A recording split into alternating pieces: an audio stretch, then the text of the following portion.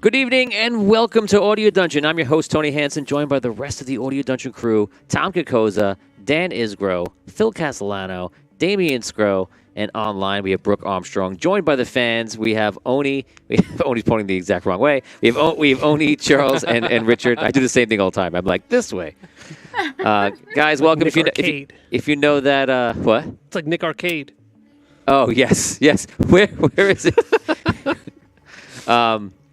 And, of course, we have Frankie inside switching for us live, guys. So welcome to the show. This is Celestial Engine. It is the season finale in a show that I was so excited to do, and it just seemed like it just came, and we were done with the first season. So today we're going to talk about the whole season as a whole, plus how did everyone die in one episode. So we have a lot to discuss later at the end of this episode. In the engine room. In the engine room. It'll be extra hot in the engine room. It'll be hot in there. Tom's shirt is actually white. That's true. That's how hot it is. Yes. It'll be too hot. Yes. Hot in these rhinos. Yeah. The other day, guys, I actually realized, I was thinking about the alphabet as I have a kid. And I was thinking about, it's funny that I only know 25 letters of the alphabet. What? I don't know why. Wow. What are you talking about? Wow, that's Oh, great. boy. Oh, God. Wow. Excellent. Yeah, you're dead. That was a bad joke. So that was me bringing some levity to today. So today's episode is episode 12. The season finale is called Otherworldly, and it's going to be one of those. So I said before we started to everybody in the group that I sometimes don't know what's going to happen in an episode. It's to the point where like I'm trying to write past it. I'm reaching this block every time I'm writing it, and I'm realizing the block is the unknowing. I don't know what's going to happen, so I can't write it. I can only write to a point.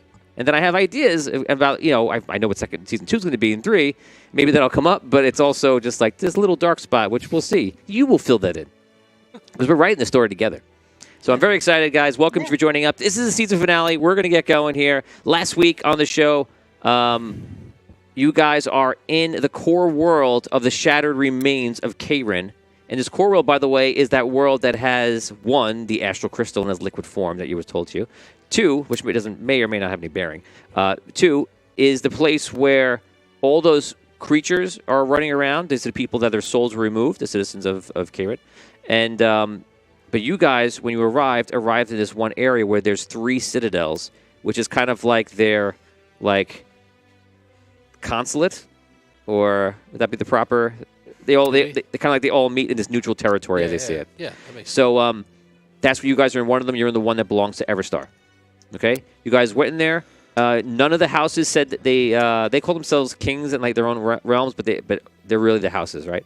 None of them have accepted to take you guys on. Right. At the last minute, Gatrin got up. He tried to get up once, and his father said no, and then he said, "Well, I'm going to get up this time," and he did. And then second time was successful, and he got up and he went over to the door and he used the Chimera key.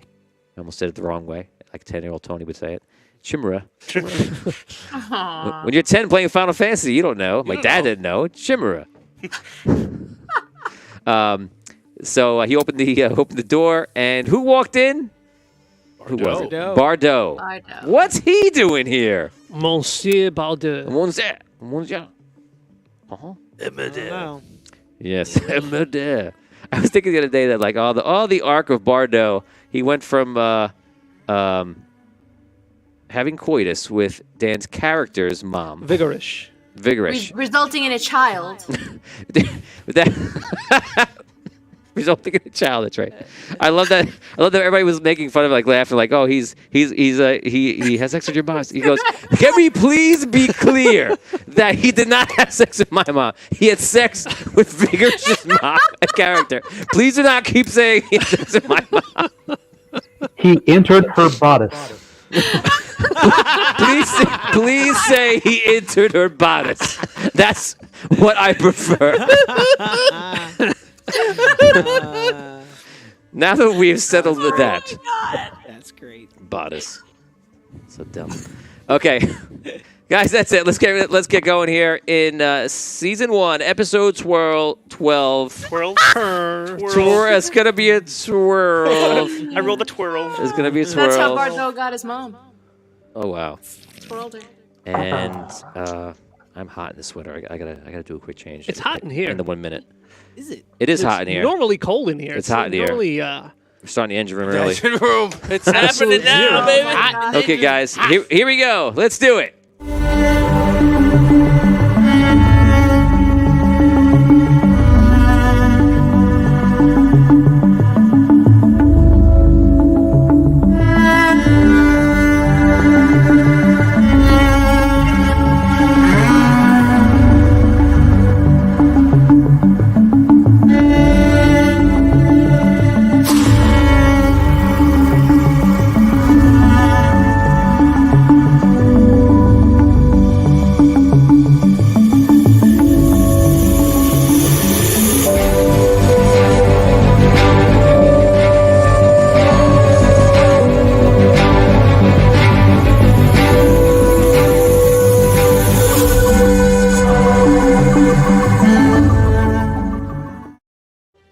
Good evening and welcome to Audio Dungeon.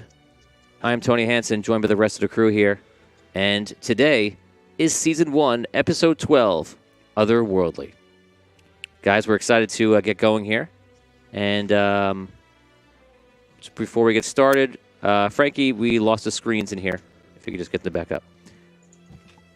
Guys, last week on the show, we ended with Bardot coming in through the doors of this banquet hall after a vote of no confidence Chancellor Valorum? in Chancellor Valorum.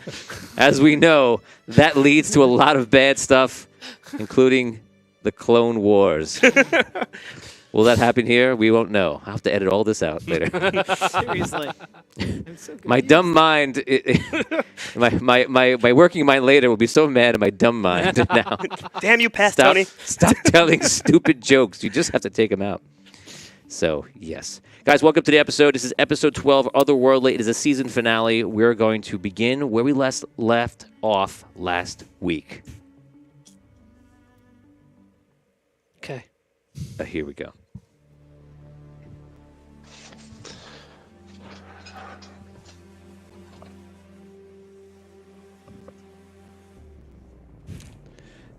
In a world of worlds.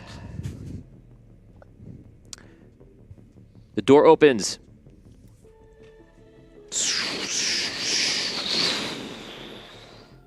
And coming in with his top hat.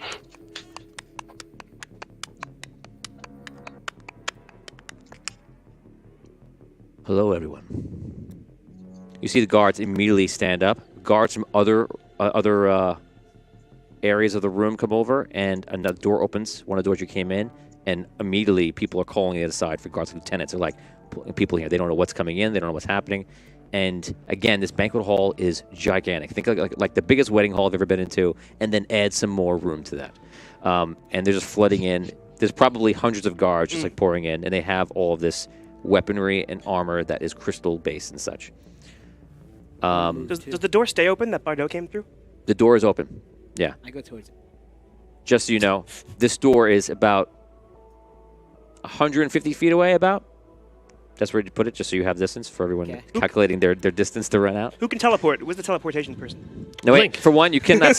You can't speak at this moment because there's no way to speak. You won't be having a conversation.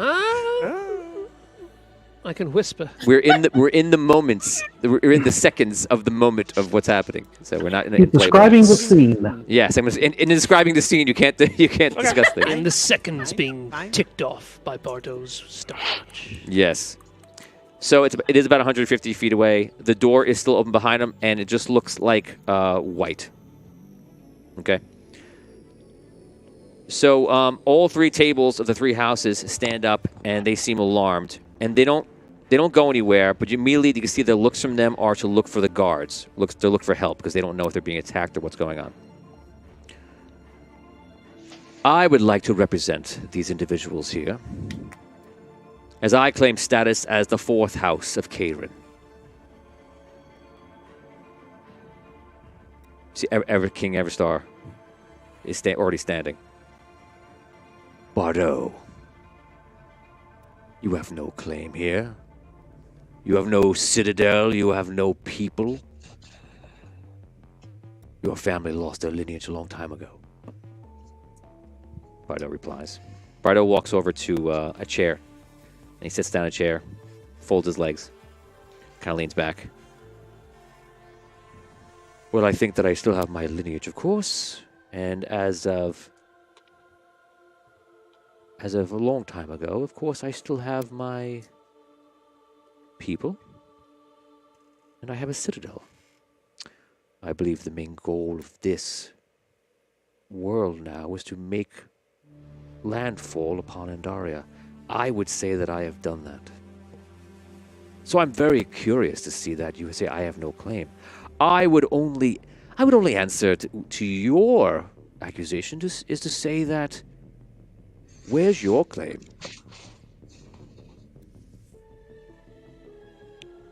Everyone starts looking at each other and starts talking. And he's sitting there just like polishing his watch.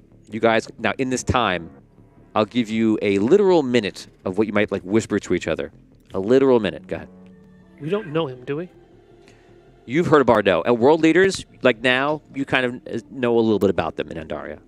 Okay. And Bardo, 100% because of what he took place in Knights of Andar and that level. Like, So we know of him. Yes. Not personally, though. No. Okay. No.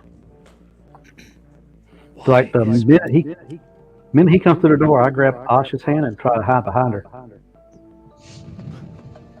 Okay. Dale, So- can you just So wait. So Asha is not there right now. Oh. Yeah, Well, Asha's in another I room. hide behind somebody.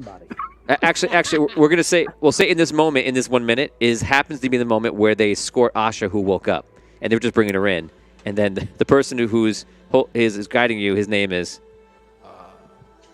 Krelm.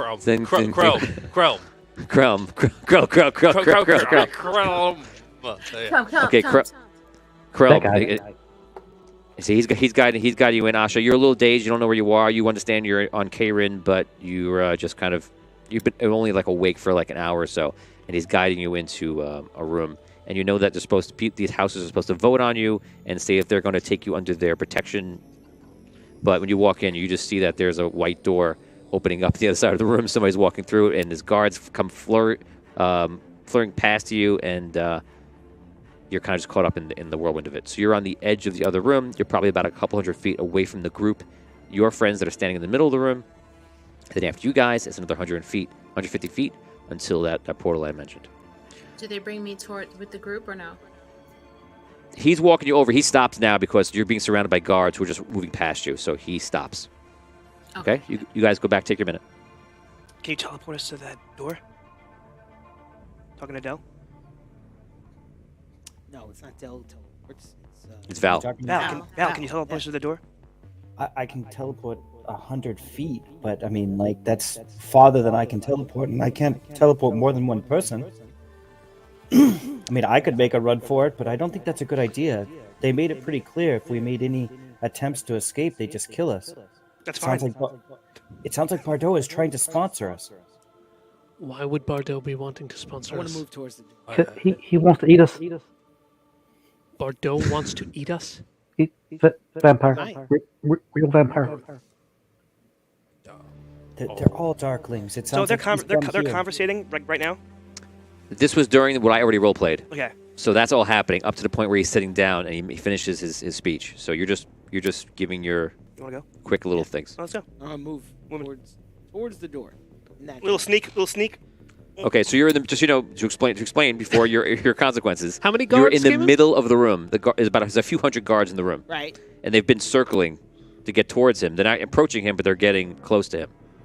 So no one's moving in the room. You are asking So me no one's to moving in the begin room. moving towards Bardo. But Okay. don't we not want to go into this thing? You don't want to do that. I'm gonna stop you right there. So now you're caught up to real time, and this is quick little things. What should we move? What should we do?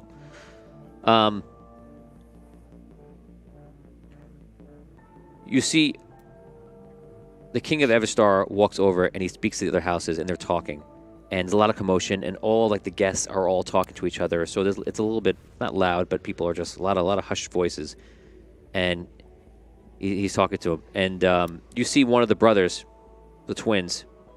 I have a question for you, Bardo. if you say that you have this citadel, and that you're there on the world, then you have control of Andaria, is what you're saying. He's still sitting down. I don't have control of Andaria because I don't wish to have Andaria. You know what I do have? I have control of an entire region of Andaria. And you know what I have done also? Everyone that was like us now has sanctuary and refuge, and they live within a tower. Over 1 million residents, like us, like Karen, exist on Andaria. It is done. So your need to attack, for what? We are here. Now, these are Andarians. I would say I represent any Karenites on Andaria, therefore I will take control of them. The houses look at each other and they don't like any of this, you can see. Well, unfortunately, if even we are to say that your claim is valid, we voted already. Then you missed the vote. So you are here with no proper reason or invitation. And these fellow Andarians, as you put it, or whatever they are right now, although they technically are Karenites, true, yes, their lives are forfeit. I'm sorry, but let me skip to the part where I just tell you that won't happen. So they're under my protection. And I warn you that if you try anything, I will dispatch of anyone who tries to stop me or them. They all look at each other kind of like wondering if he's threatening them and how.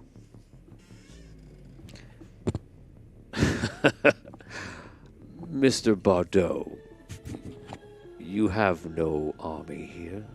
If you have an army in the Citadel, then I don't see them in this room. I do see the army of Karen here in the 3 houses represented. I see my elite guard, my knights. Behind me,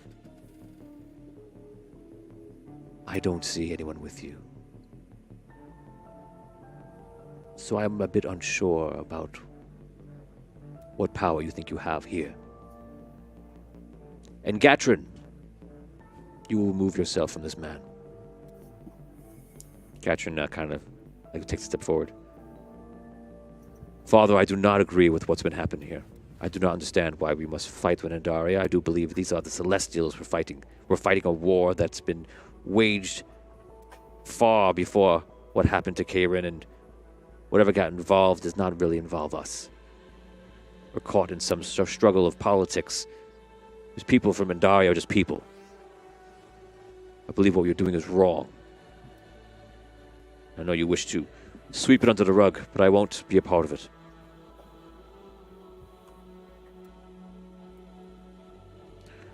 If that's how you feel, then you can die with Bardot.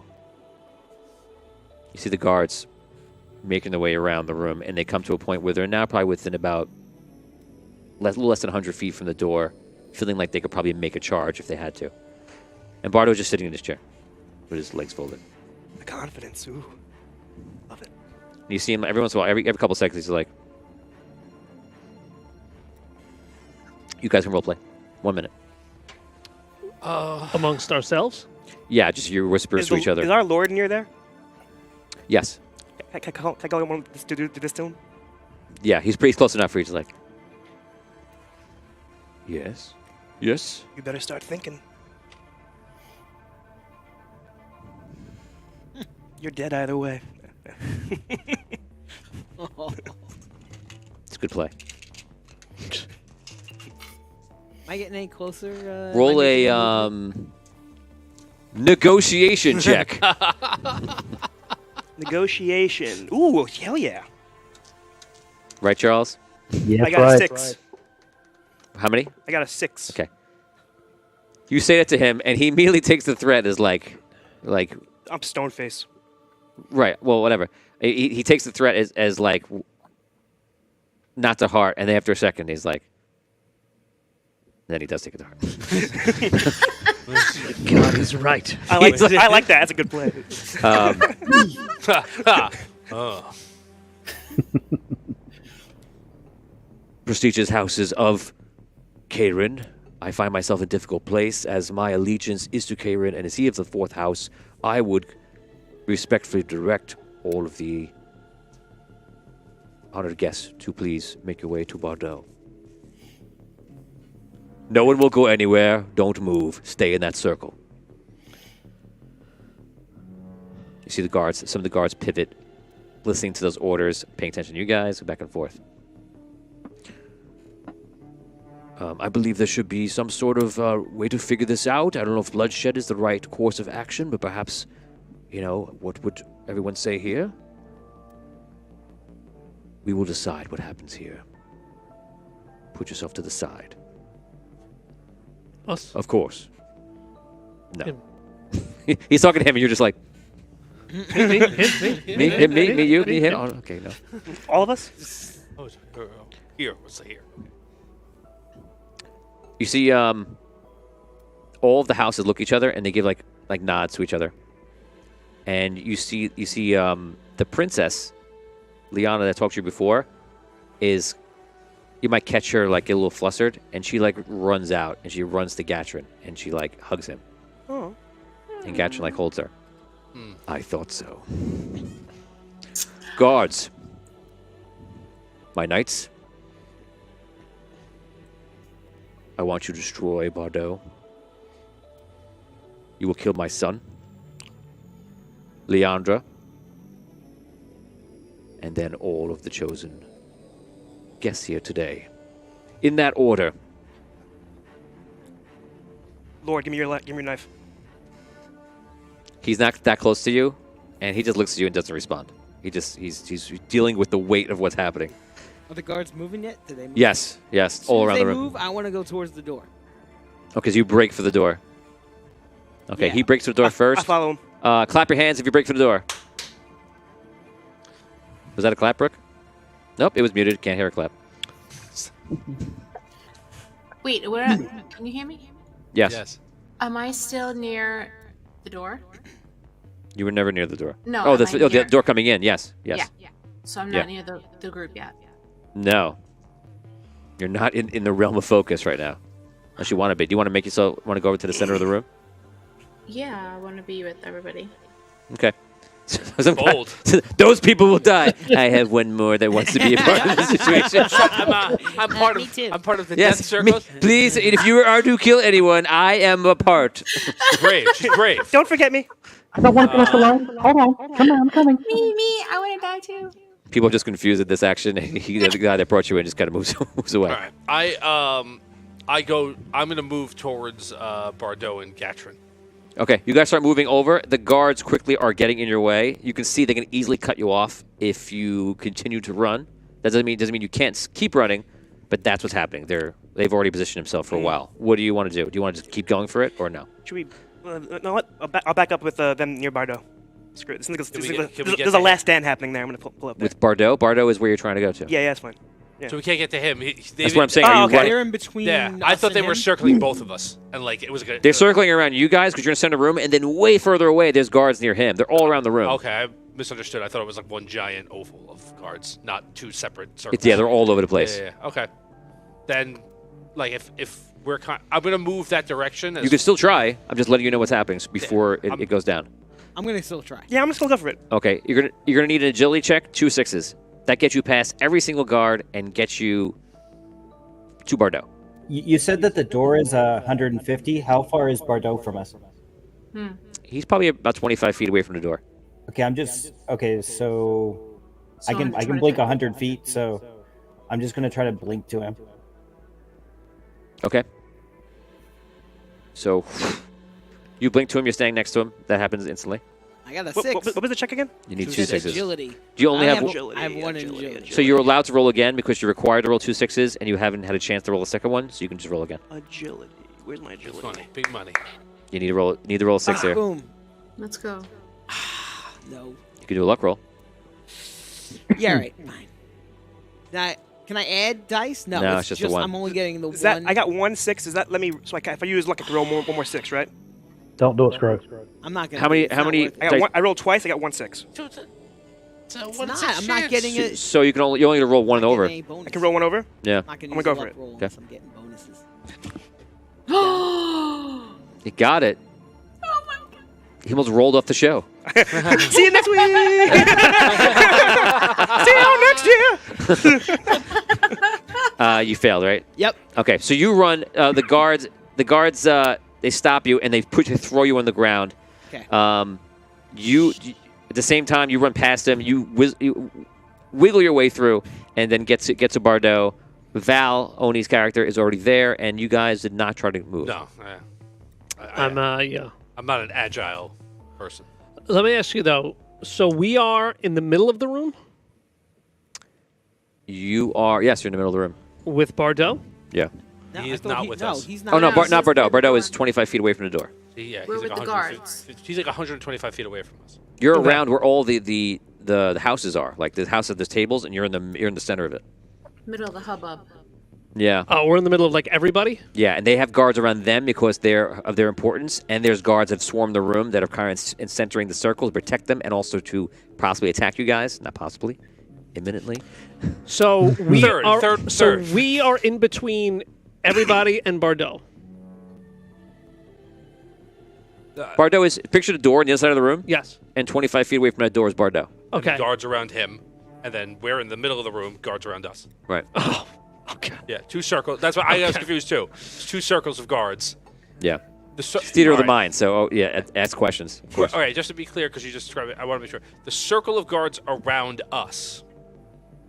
It's like the 50-yard line, and Bardot Yeah. is on the The end zone. the kings and queen, are they in the circle or outside of the circle of guards around us? they're in it right next to the guards. Got it. Okay. Yeah. All right. Sit down. Any questions on the room? No. Okay. Is the room itself a circle? It's probably like, well, it's mostly an oval, but there are different areas that ruin that. Overall, it's an oval. Oval. It's an Oval. spheroid. Yes. I just didn't want to say it. Semi-egg shape. Okay, so the two of you make the runoff. You get caught. You get knocked back into the ground. You're still near the. You're between the. Well, actually, you're still within the circle, the first circle. Oh no, you made 1-6. I did. Yeah. So you escaped that first circle, and you're now outside of that. And before Bardot, you got knocked down to the ground. You got up to Bardot, and what do? Run behind him and like crawl in his hat, I try to act a little chill there too, like. like you're in the. Really? no, I don't know. Like, That's- get that's into like a your defensive. plan? I don't know. What do I do? I gotta get there. They're all there. Like Bardot's with Gatrin. Gatrin. Like, So you what do just they do? They're all there. So I just. I can't tell you. You know what I mean? want Like, metagame, I so I'm not saying go over anything. there and I stand there and I'm like, come here. You know Post exactly up. what's going on. Interesting Post choice. up. Post up. That's what you do. Post up. That's what you do. Interesting choice. You post up. You post up. The door is not accessible though, right? They're like blocking. They're like a circle around them. The white door, Yeah. the door that came in, they're near the door. Okay. It's not totally blocked, but they're right Yeah. there. So Bardot is just looks at you. I imagine you're behind him. Sure. All right. Are you all right? Yes, sir. Good. You see him looking at his watch, and you can see on his watch he has like little markers, and it looks like there's another marker coming out, like something's going to happen a little bit. Oh damn. You know, every time I ran this scenario about what happened, I thought I would bring assistance with me, someone to help me. Mm. But and I was going to bring someone of importance, but it doesn't work as well as me bringing a different person. So I brought that person. Okay, here we go. Goodbye, Bardot. You see the warriors start coming up, getting close to him, and they have their swords out. All of a sudden, you see walk through is a very old half orc in diamond armor, Whoa. and he looks pissed. and he walks up. You see the guards like look at him, and he goes, "Where is Sparky?" Yo. Oh my Oh They no! killed him. Fuck, he I died. point right at the Point, king. Oh, you point, say that? Point, Yeah. point to the ceiling. Fuck, he died. No, I said they killed him, and I point right at Everstar. Bardo just kind of sits there and like he turns his chair. This should be fun. Jeez. And you see he starts walking forward, and he's just like breathing like you never. And no one's ever seen him at this level of mad. And he goes, Sparky! He walks up, and he pulls the hammer out. This is the hammer he had last time, and it's made of a crystal that is shimmering in rainbow. And all of a sudden, you see a light come from the crystal that is in the center of the room, and he goes and hits his hammer. Goes, and you see rainbow lights are spinning off the hammer. He starts running up. Another light hits him out. This light is white, and you see like a sphere go around Lump, and Lump de-ages to like his prime. And as he's running, he's getting faster and more massive. And he meets the first guy, and the first guy is just like getting ready to attack him. And he goes, he swings the hammer, and it pushes one guy. It destroys the first guy, and then flies them all. It's like Sauron. And immediately starts going to war. And a couple of guys are flying by. A couple fight by Bardo, and you see he's just sitting there, just watching his clock.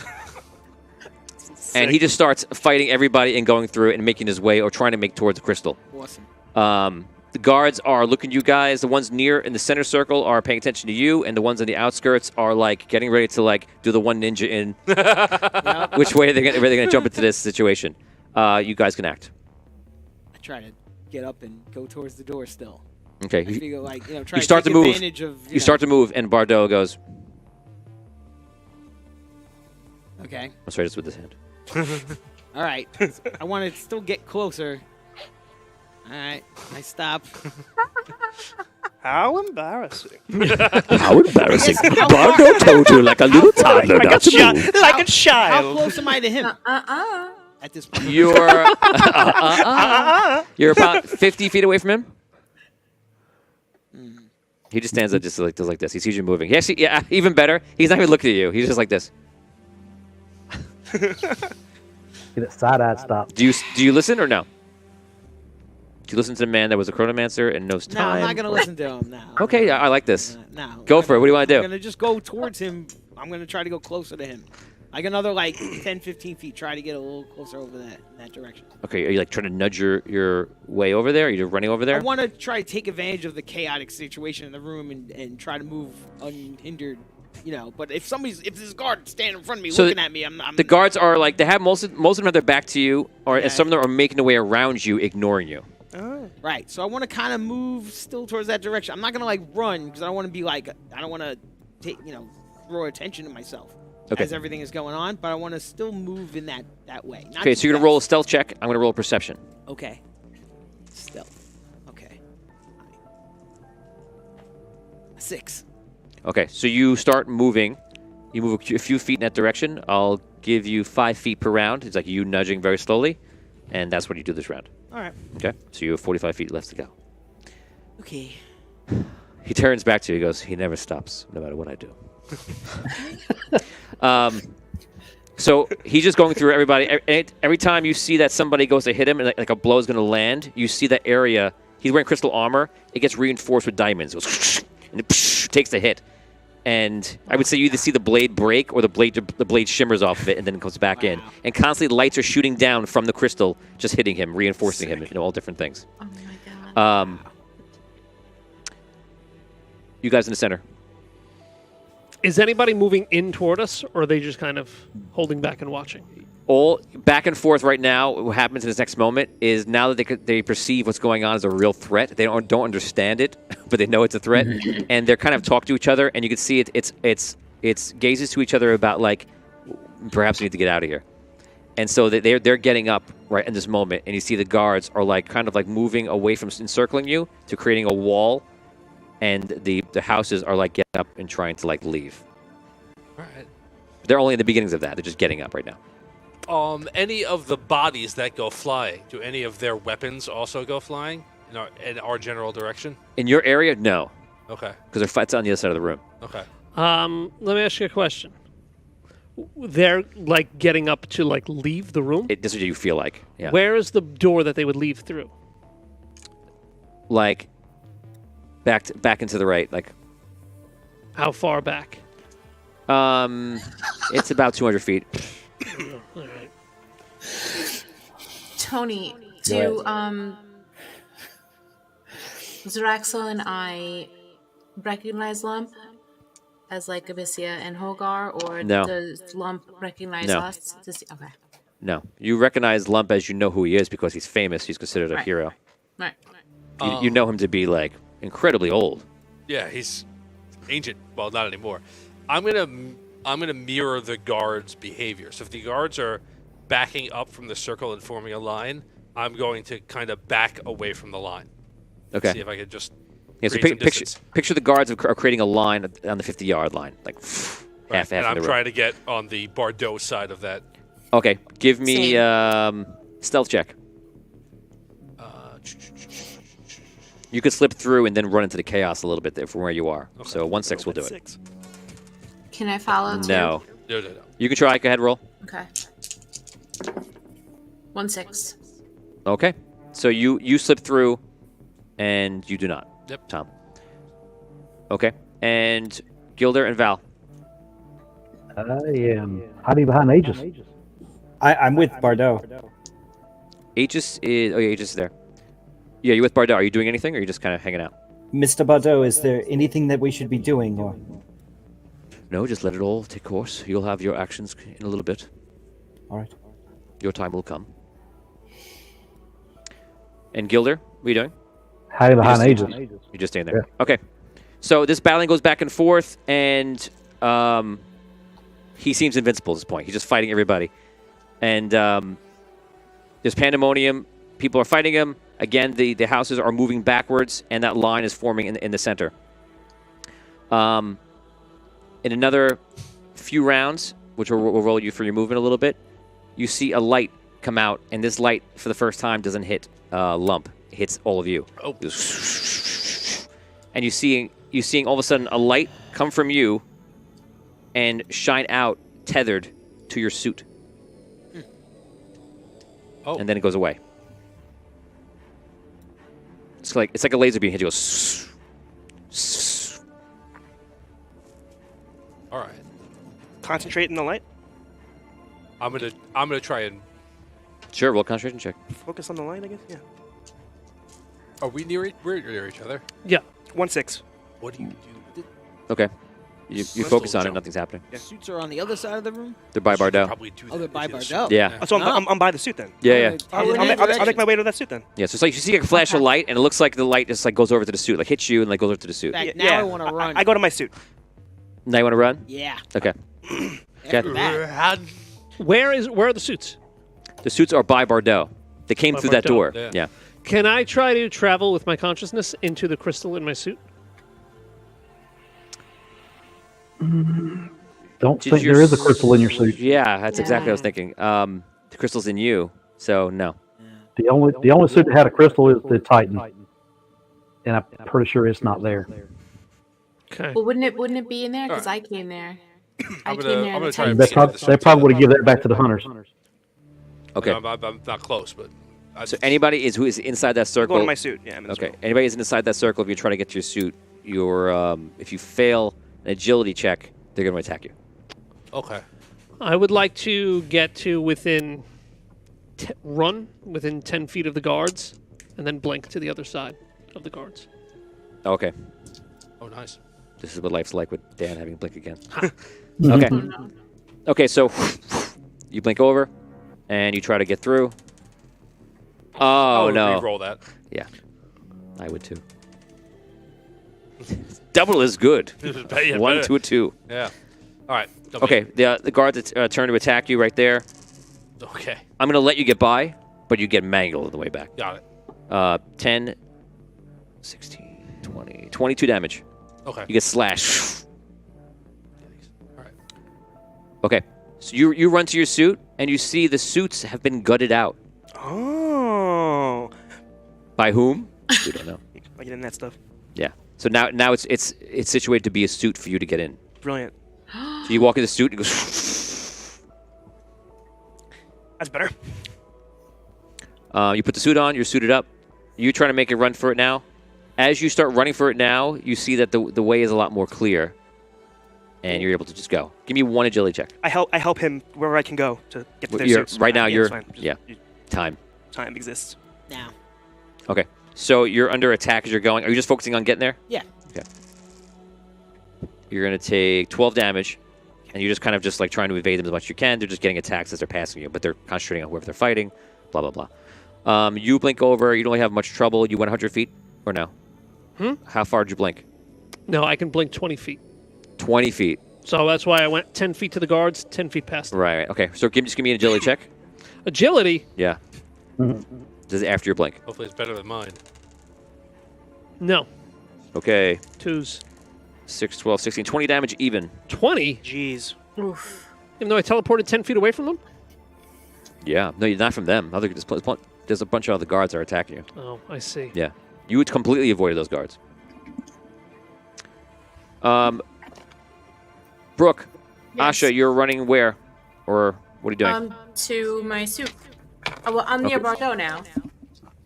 You're not near Bordeaux. You got past the inner circle. Oh, So okay. roll agility check.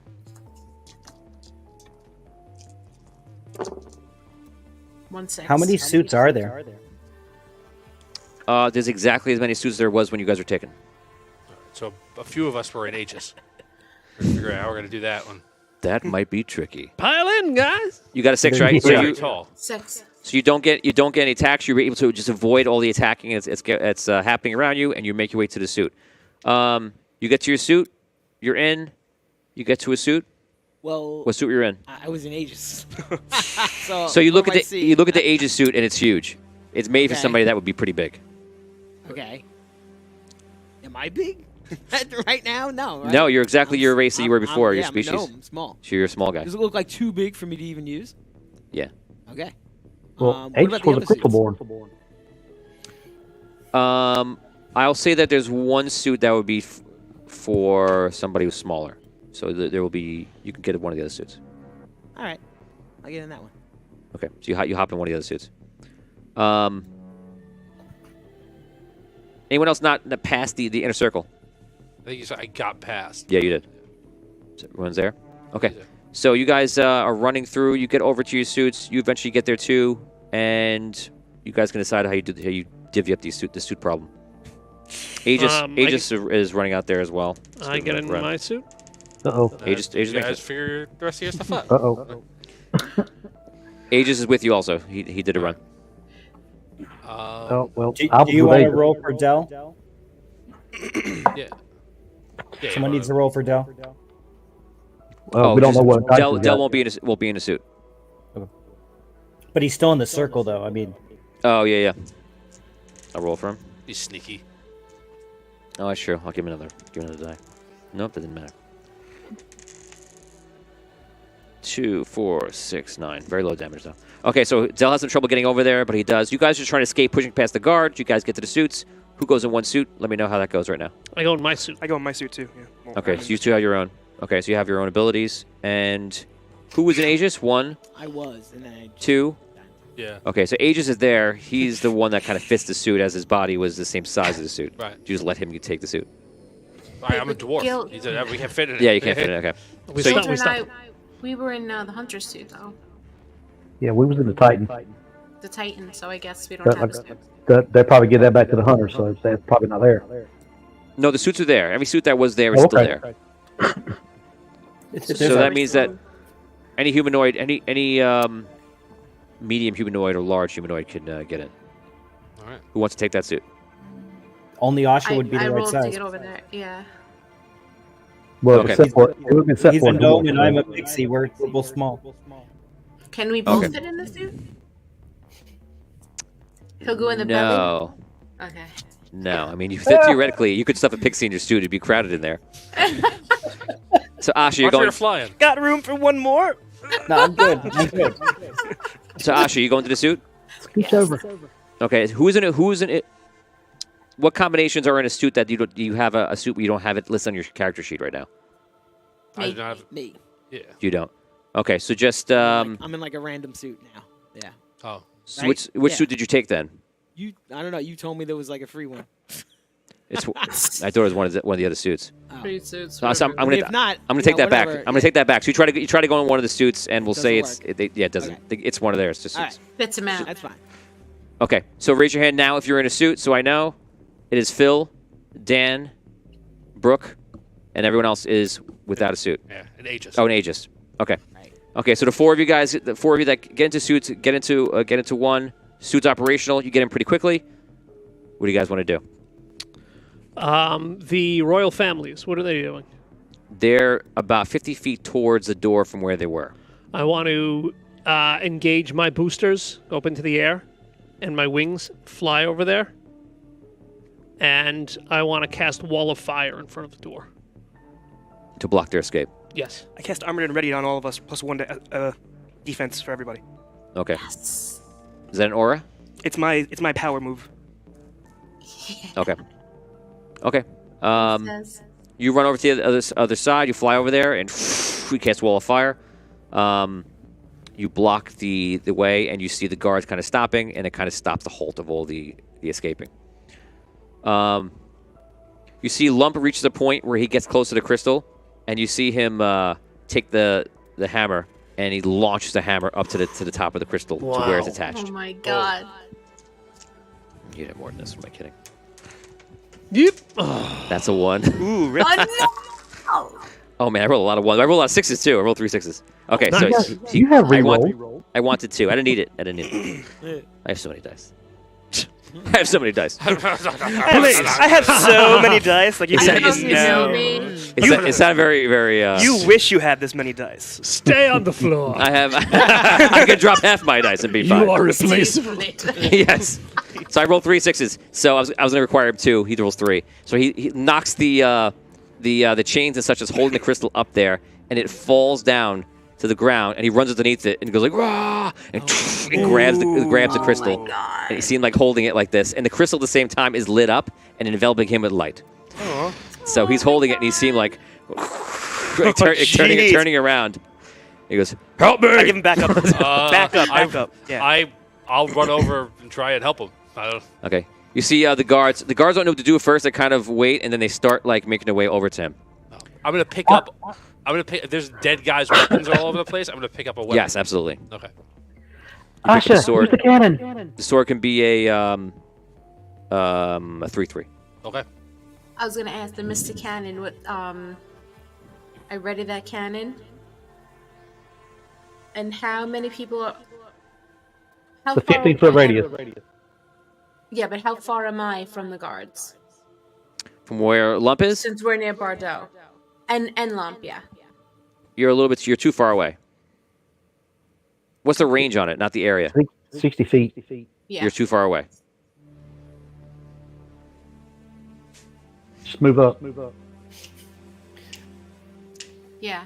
Can I move up into where Lump is? Yes, that's your whole turn. You just move. That's my turn.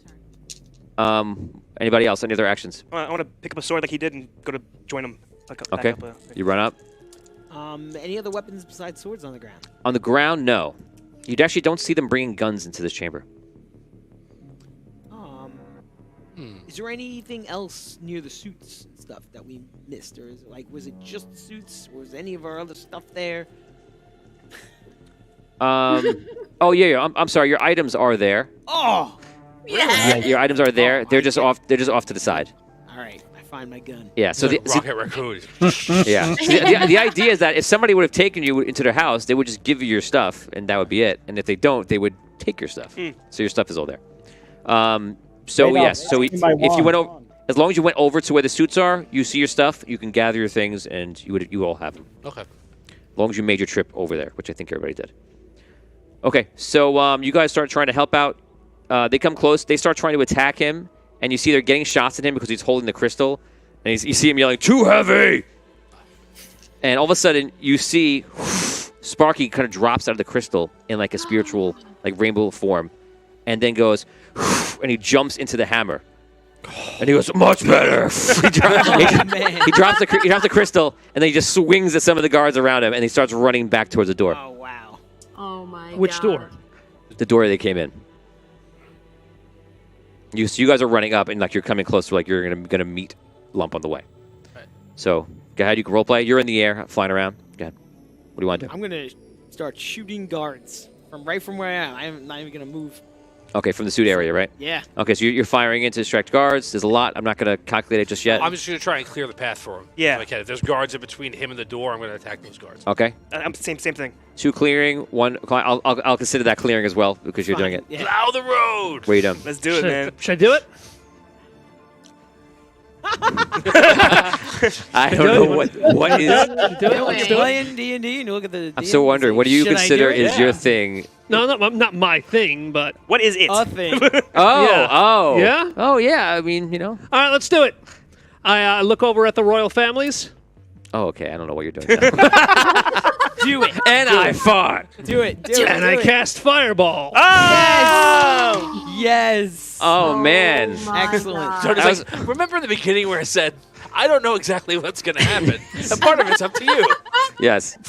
Okay, so you fireball the royal families. Excellent. Oh, Roll that to hit. Go for it. okay. I like where your head's at.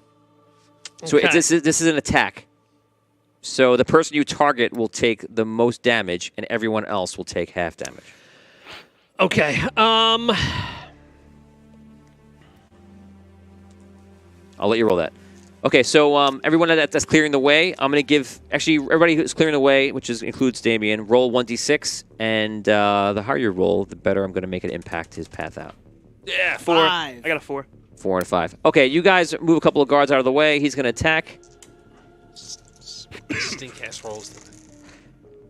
Okay, he's having a bit of trouble. He's getting some attacks on him. He has a lot of hit points. I guess I'm going to tabulate it. 6, 12, 16, 18, and we'll do another round's worth. Oh, Jesus. 6, 12, 18, 22.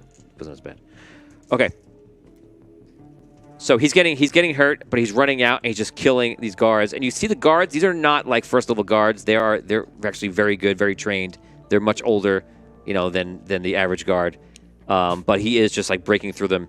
And you see the light is constantly coming out of his crystal and just imbuing him with different things. And that one light that's making him young is staying on him the whole time. So he's running forward, and he's just barreling his way through. Nothing is stopping him getting to his path. And you guys are keeping some of the guards off him. And I took away 2 dice for what you guys did. You cast Fireball on the royal family. My target Families. is King Everstar. Ooh. Wow, okay. Oh my God. Here's my attack. That's good. 2 6s. That's 12, 13, 14, 15, 16, 17, 18, 19, 20, 25. 25. That's my attack. How many 6s in there? 2 6s. Okay. I am going to ask you to roll. Should be 1 for now. Roll 2 6s again. Roll 2d6. What's this for? Happy special time. Okay. That's always fun. 2 and a 2. Do you want to re-roll that? Do it, man. Can I give him one? Can I give him a reroll? Yeah, you can. Yeah, I have 3. You can have one, man. Okay. Thank you. There's also 2 in the pot. Don't forget Yeah, that. there's 2 in the Oh, pot, too. Oh, you could use one of the general ones. Yes, thank you. So using one of those or one of mine? Yeah. No, yeah, it you was just use the total. general Oh, one. yeah. 4 and a 3. Okay, so you Nope. just roast the hell out of them. And you see the whole family gets knocked down to the ground. A lot of them are hurt. Nobody's dead from that blast, but they're burned severely. And you see that a lot of the guards are thrown to the ground, and they're trying to get up. They're all looking at you like, who's to blame? And they see you up there, and it looks like you did some damage. I love that. All right.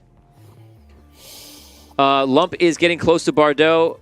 Bardot is turning to starts walking out. He gets up, puts his watch away, finally, and just starts walking to the door. So casual. I love it. Follow him. Yeah, I'm just following him. Isn't that where we're heading to it naturally? Like, Follow just like them. fighting? That direction? Yes. Yeah. Yeah. So you guys start heading to the door. What are you laughing at? Come on. Okay, let's go around a table in order right now. This is going to be a new round. The ones that you attacked with fire, you're flying by. I imagine that's like a pass. So they see you, and some guards are trying to like move towards you, but you're flying around the room fast enough where they're not doing much, and they're just trying to get them out of the way of danger. But they're still blocked by your wall of fire, and it's still an issue. So you're doing a good job of containing them. We're going to start on the round again. Actually start with online. Gilder, what do you want to do?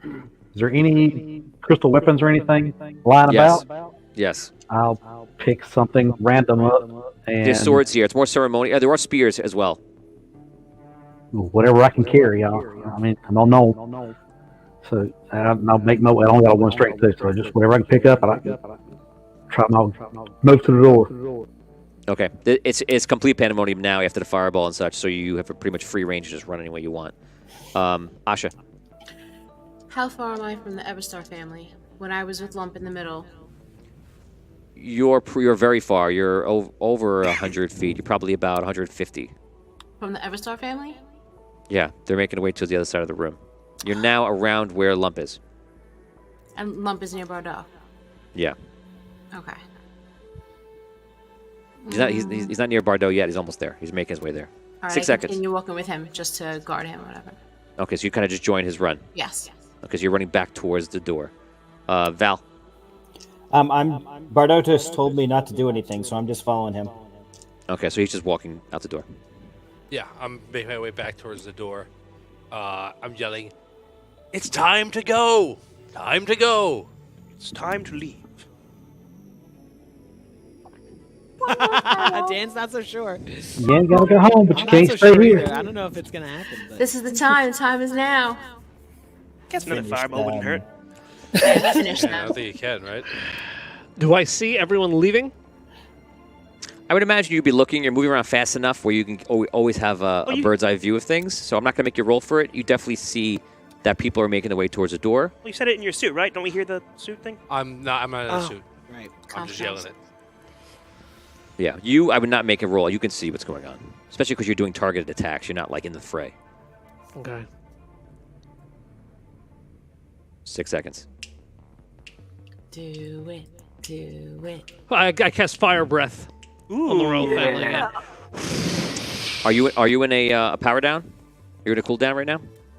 I don't see anything about a cooldown. Is there a cooldown for the fireball? Well, I cast Fireball. Just find out if there's a cooldown for that. I imagine there would be of at least like 3 or 4. Fireball. It's in your column. CD. It's one of the columns in your character sheet. In skill descriptions? No, it's up top. On your first page. Oh, I see.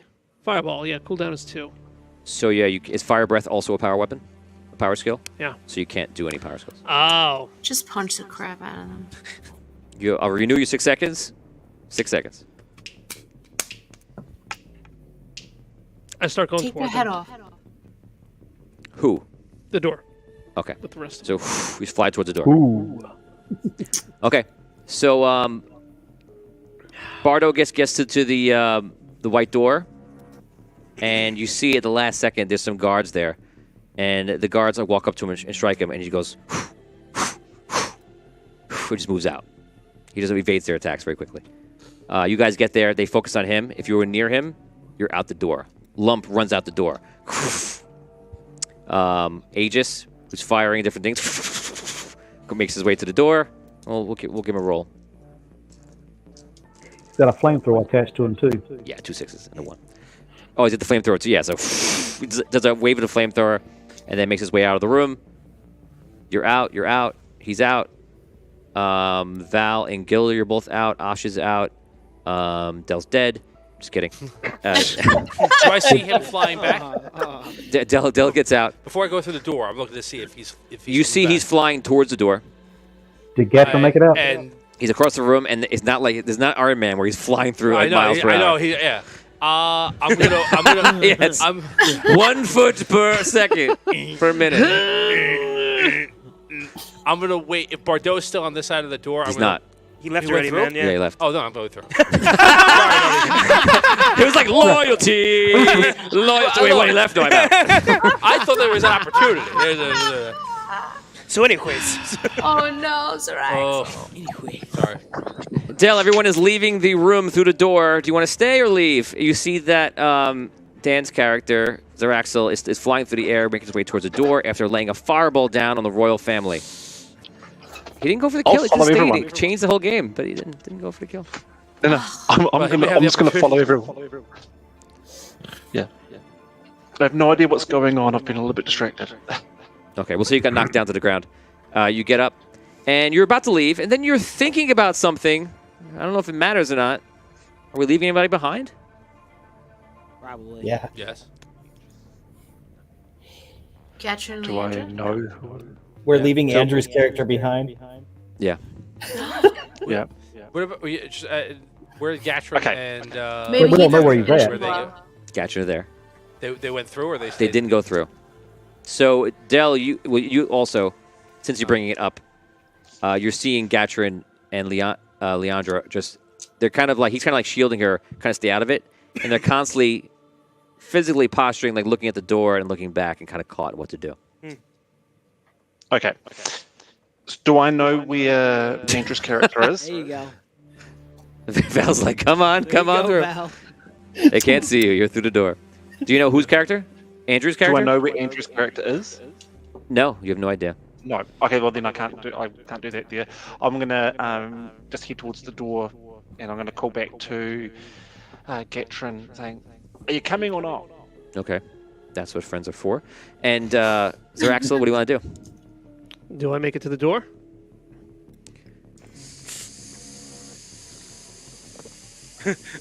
No, it didn't go that. Oh, God.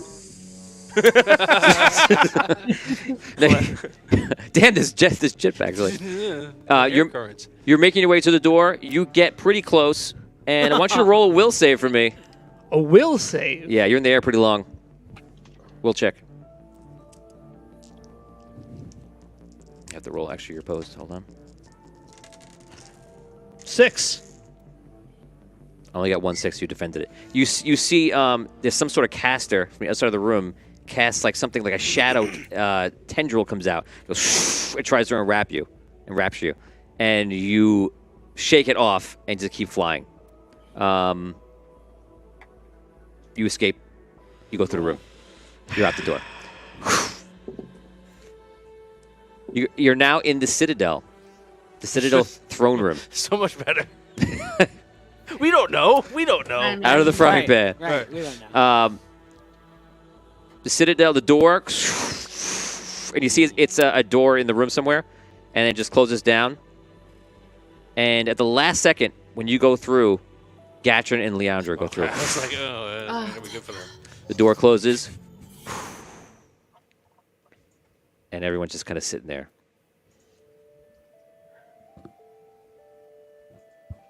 You see Lump sits on the ground, and he puts his axe down, and you see he turns back to old Lump again. And Sparky comes out of the hammer and puts his like arm kind of around him. Thanks, I appreciate it, buddy. Sparky, okay.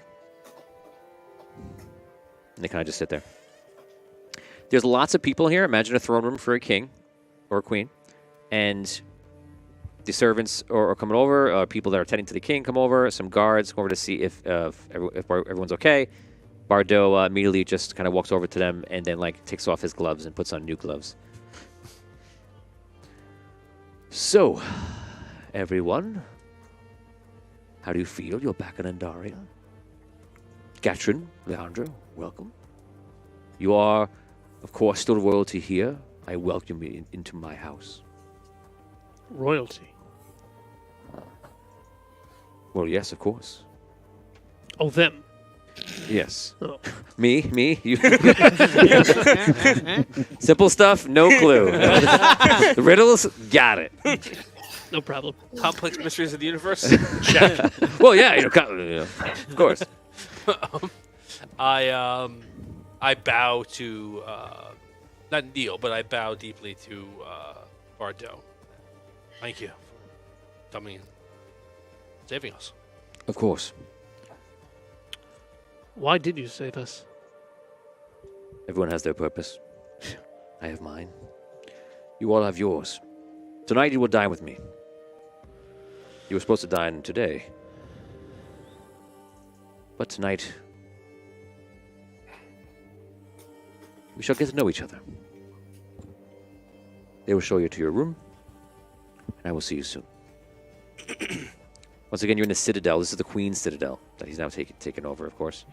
And some of the the butlers and such, or whatever you would call them. They bring you into the light portal, which brings you down to different rooms of the Citadel. You travel on the light lift. They bring you to a level that has all these different rooms in it. These rooms are extravagant. Each room could fit easily like a whole party. And they allow you all to have your own room if you wish, or if you want to be together. One of them tells you that it'll be about 2 hours before there'll be the dinner. And you're instructed just to rest. Gatrin and Leandra have one room at the end of the hallway. It's a light lift at the other end of this hallway. And you guys are all in the rooms in between. After about 15-20 minutes, I imagine you guys might meet together. We'll put you together all meeting up in one of the rooms. You can roleplay. Is Sparky and Lump with us? Yes. Why are we here? What is this about? I don't know. Is Gatrin here with us? If you want him to be, if you could have knocked on his door and asked him. Yeah. Do you want him to be in the meeting? Yeah. Yes. Okay, so they're all in there. There's about, 9 of you? 10, 11 of you? You're all sitting in various parts of the room. Wonder if the dragons are still fighting. Huh? They're still born. What else is going on here? I have never been to Andara. It's very interesting. What happened back there? It doesn't all look like this. I don't know. How did you know to get in touch with Bardot? Bardot got in touch with me a long time ago. Oh. He mentioned that Sparky had a key. He didn't tell me when to use it. He said that if ever needed me to call for him, I saw the key and I just did it. Hope for the best. Yeah, I don't know. Are you... What you did was brave. I don't believe that we should be at war. I believe that the politics of those in charge, when the rapture happened, we're fighting. I don't know why they're fighting. Is it greed? But I believe there's enough squabble between the three houses. Why are we adding a galactic war? And Sparky has been nothing but kind to me. I've helped him. He's helped me. I just think it's fruitless. Sparky mentioned he really didn't want to get Bardot involved. Do you know why that would be? Sparky's right there. Oh, You Sparky. you could direct your. So I directed to Sparky. What am I, see-through? Sorry, Sparky. A little Wait, bit. ask him directly. Sparky, you had warned us about getting Bardot involved. You said you'd rather him not be. Do you still feel that way? Yep. Why? I don't. I mean, he probably can hear everything that happens in the Citadel, but I'll tell him right to his face if you can hear me. I don't. I don't. He's not that he's against us, but he's just on his own path. I just worried about being on the same path.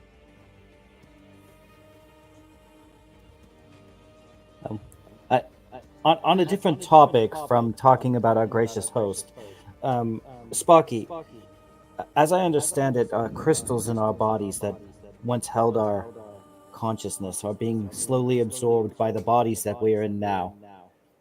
As someone who is capable of using techomancies, would it be possible for you to, anyone who wishes to be removed from these bodies, return to the crystals and stop that process? I'm not sure how to do that. Gatrin, do you know more about what's happening? Well, this is something our technology has created probably about nearly a century ago. Many in our world try to protect our existence.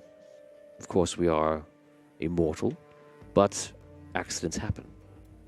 Is there a way to continue our existence? When they encountered the Crystalborn, they saw a way to, I don't want to supposedly bring the Crystalborn into a way to live in the world, but really it's an experiment. Let's call it what it is. They're experimenting on the Crystalborn to try to perfect their technology, and to create life. You know that my kind says they don't care about the lack of a soul. But they do. The end is the end, and we fear it. Didn't the Red Knight mention something about there being something on the moon that could help us with this? He In the mentioned temple. that in the temple. He mentioned that there was a way to reverse the process, or potentially. So maybe we need to go back. At least have a look around. Speaking of the temple, what happened to Altari? Everybody just looks blankly around the room. No one knows. Sparky, do you know? Altari? Who's that? In the No, Moon don't. Temple, there was a man there. You said that the presence deeper within the temple that you sensed, that was his name. Oh, he was deeper in a temple. Yeah. I've heard of Altari before. It's in the ship. Yeah, but it was a consciousness in the ship. He's a technomancer. Oh. We What also about it? found a room where we could summon the ancients. I can't believe I was that close and didn't get down there. That siege from Karen happened right when we started to uncover everything.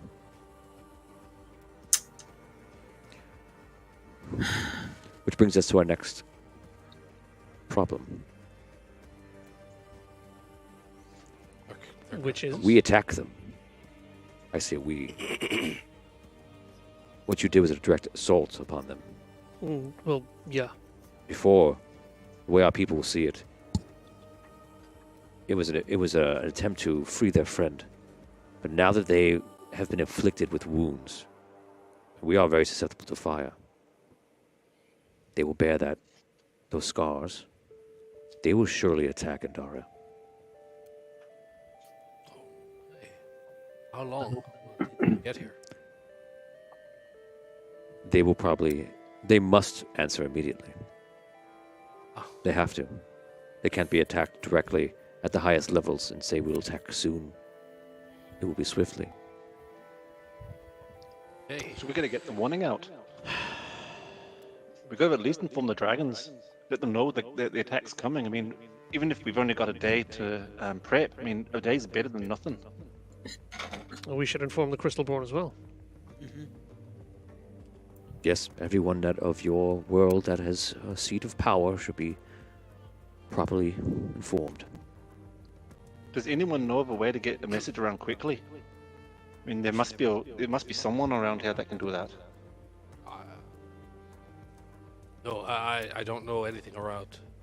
Leandra speaks up. Surely you have somebody of magical nature in your community that can get word out swiftly? I'm certain Bardot does. Nobody in this room that has that capability. Right? I have magical capabilities. Well, can you still I think we're getting ahead of ourselves. We're about to meet with Bardot. This man seems to know everything that's going to happen. I imagine that he's prepared? going to Predicted inform it us. already? That is my guess. I'm curious about what he said to us, that we all have our part to play and that we're going to have a part to play. I don't know Bardot well, but he's got a reputation as kind of a planner, plotter. Manipulator. Yeah, well, I just wonder where we're falling into that. I read about Bardot in many books.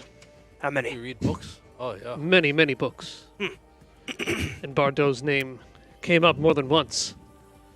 Very well read, you know. Ah, yeah. So, what Yeah. did your books tell you? 12 books. Wow. You've read 12 books. I had a version of the story where Lump comes in, and I was going to have like a quick exchange with Bardot, and he goes, "I read at least one book." I totally forgot about it. You said it. I'm mad. I forgot. Lam could talk about it now.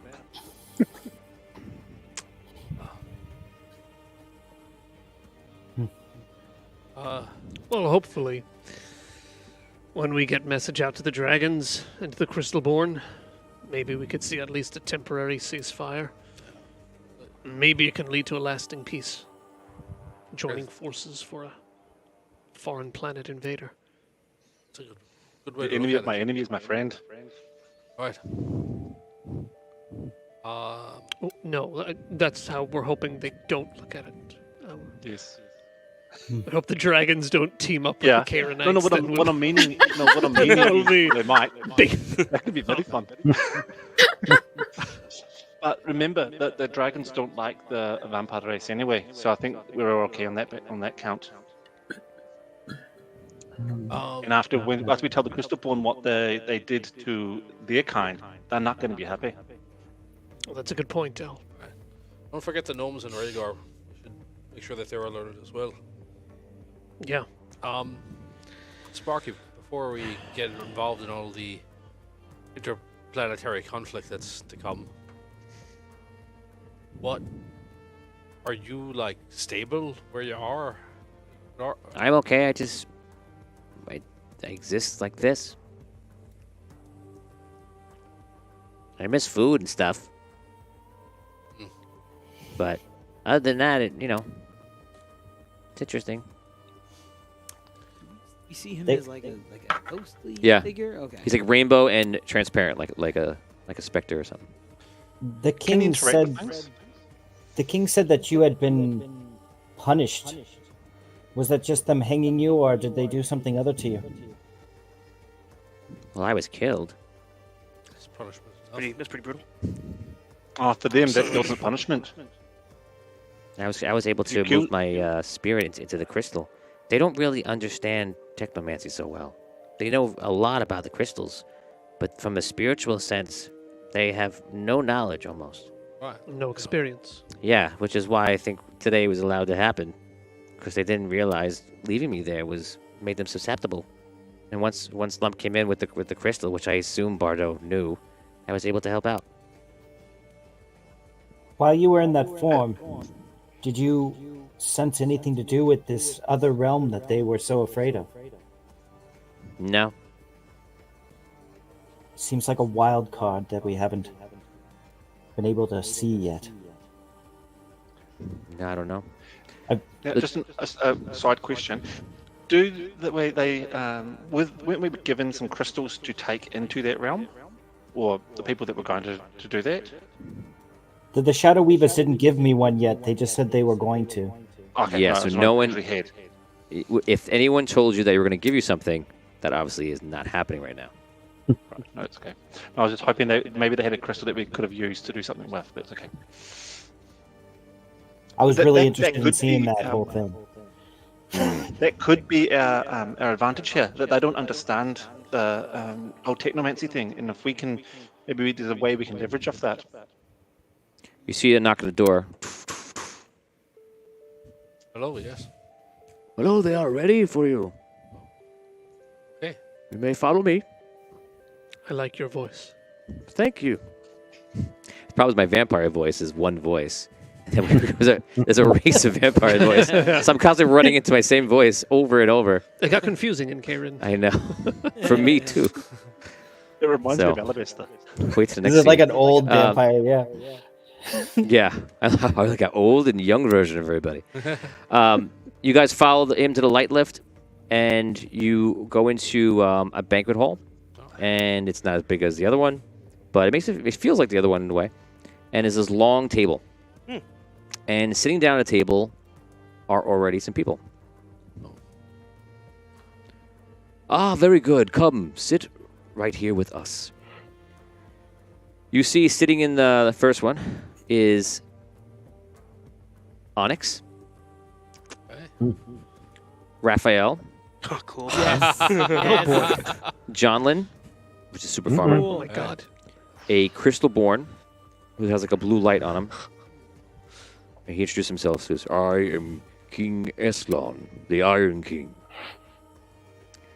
King Dato All right. of the gnomes. Hey. And you see a wizard. Onyx says, it's good to meet you all. I might introduce someone that has been watching from afar for a long time. He refers to himself as the Dragon Wizard. Locrian?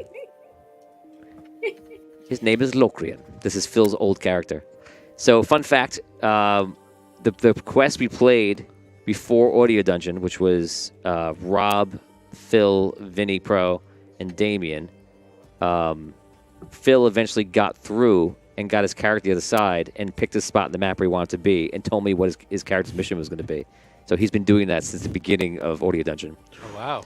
And just to get, for out-of-game purposes, his character is a wizard. Well, he's a wizard. Is a wizard who eventually was granted the ability to become, not just like morph into, but literally become a dragon. So in this quest, technically, he is a dragon, and technically he is a wizard. Yeah. He can just take whatever form he wants. So you can describe your character. He's just the coolest guy ever. Right. He's just awesome.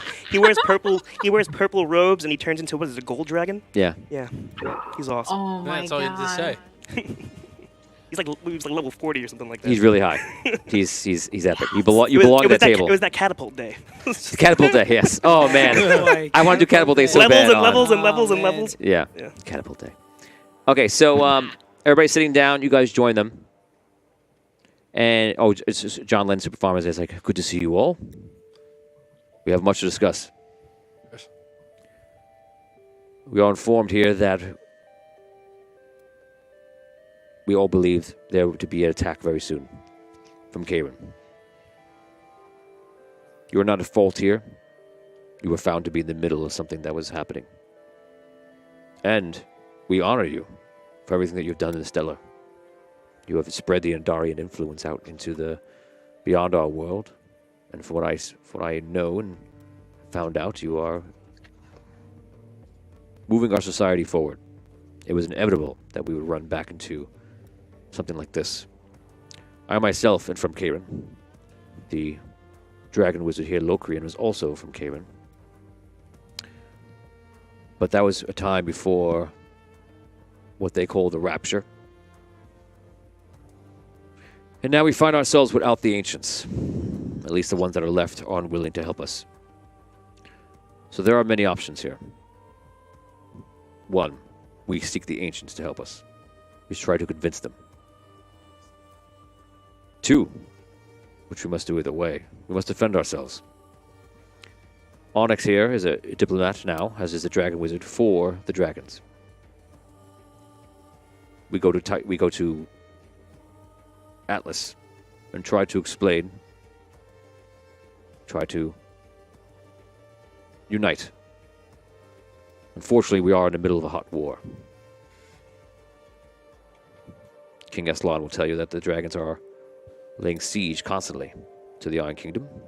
And I know outside this very citadel, the dragons have attacked much. There is no trust between dragonkind.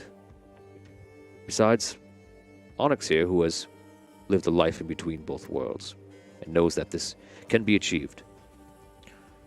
Atlas also has a very unique view on things. He was killed initially by mortals, found his way back to an alternate timeline, and now runs the dragonkind. So that is where we stand. And finally, there is an issue. We have spoken with a man called Atari. And he's informed us because he felt that it was good to know that many of you are what they call Star Seekers. Do you know what this is? Some idea, yes. Good. It is important that you survive. Your soul survives. I have never heard the Star Seeker before that term, but I do know in my world that I fought with heroes that their souls were reborn. I did not know it was so vast and so into a network that is about protecting the galaxy. And I am pleased to see this, especially after all the terrible things I have witnessed. I suppose I will let Bardot handle this next part. Thank you, Jonlin. And I appreciate everyone for coming here and having their trust in me. I must say that there is much to do here. But before all of you take the next step, you will find that our attention is about your well-being. You see, as I look forward in time, I see that the Starseekers do a lot. You've accomplished many things in many lives, and you will accomplish more. But I also see the future without all of you, some of you, and I realize that without you, we would fight for the world today, perhaps win, but down the line, we would lose this world to something else. There needs to be those who will stand up, and the Starseekers are the very best of us. Whether you remember this or not, you made this contract, you signed up, you became something else than just a mere soul. You are here to protect this galaxy, perhaps more. So why do I say this?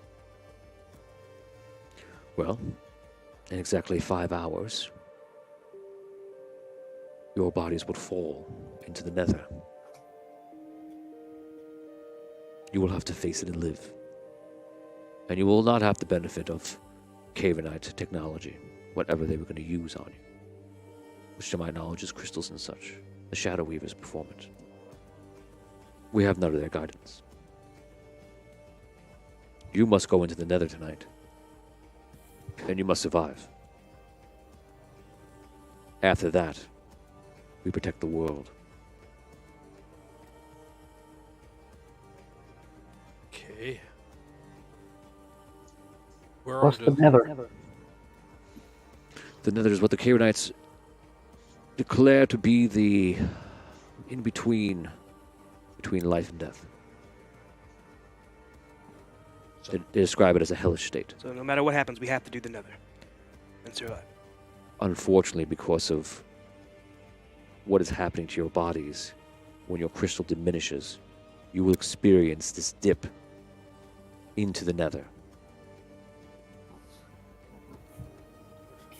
What we're told is, if this process continues, that our souls will no longer be reborn. Is there an opportunity, if we go into the nether and survive, that we can recapture them, set them back on, I guess, their natural course? I don't know. Or is it done? It's too late. I don't have that much experience with the nether. I would say that if you are to get your souls out, you would have the next 6 hours to do so. Oh, Out of game the remainder of today. so if we can figure out a way in the next 6 hours to reverse this process and get our souls out of our current bodies, we don't go into the nether, go back into a crystal or whatever the case may be. Otherwise, the only way to progress forward is to Survive. And then we'll be We're like back. the Karenites, and this is the last run for us. If we go into the nether and survive, what will we emerge as? Something I'm very excited about. I think you will be something quite different. Will we be Karenites? You will be something more than that. You will be somehow both mortal and immortal. Will we have our souls? If you survive the process. I don't know. If you go into the nether to explain, and you complete the process, you will lose your soul. If there's some way to keep your soul, is what I refer to as, you would find some immortality, which I find very intriguing. But I do not know how that would be done. Or, if you manage to escape with your crystal, then you continue your life and you avoid going into the nether. It's something about the makeup of these bodies, perhaps where they are created, or perhaps their makeup, how they were created itself and what they are fabricated from. Whatever it is, you will fall into a place where the soul does not travel. Our crystals. They're still on Karen? No, your crystals are inside you. Being absorbed by the bodies right now. Yes, your crystal is shattering by the minute. Oh, okay. Right. Yeah, I don't know how this would work, but we would have to figure out some way to reverse what they did, pulling our souls out of these bodies, putting the soul back into like a different crystal or somewhere else, right? And if we can't do that in the next 6 hours, then the Nether is what will happen. And then if we survive the Nether, we come back and we're whatever we are. What if we try to pull one of our crystals out? What if we die in these bodies now? When our I souls don't- I return to Andaria, we're here. I don't know the answer to any of these On questions. Gatrin speaks. I don't know. Until the recent surgence of the Crystalborns being turned into such beings as yourselves, we have not done this like this. They were for cloning, if you will. They were trying to make another version, and then to figure out a way to transfer. When the crystal was seen in a spiritual sense, they thought maybe there's a way to do this, where we can extend our lives and or whatever. It's science.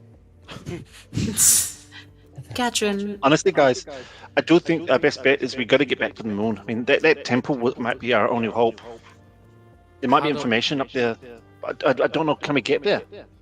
I don't know any way to do that in the time that we have. Is it At all? possible to travel there via Starpath? They've taken there is crystal in there, but you would, if there's crystal from the heart of Andaria in there, then you would be stuck in the crystal. So spiritually you would be there, but you can't bring your body there. We have to travel there physically. Yeah. We even have. I don't know if there's a ship available, which I don't even know if there is. Like, what is the speed of it? Do we even have the time? Dato says, we do not have a ship that is like the one that was sent to the Stellar. Not one that is built now. We do have great technology that was built from that information, but that technology is being used to shield our home and to create weaponry to fight the dragons. What Katrin, Sorry, go ahead. we were told that 47 Crystalborn out of thousands survived the Nether.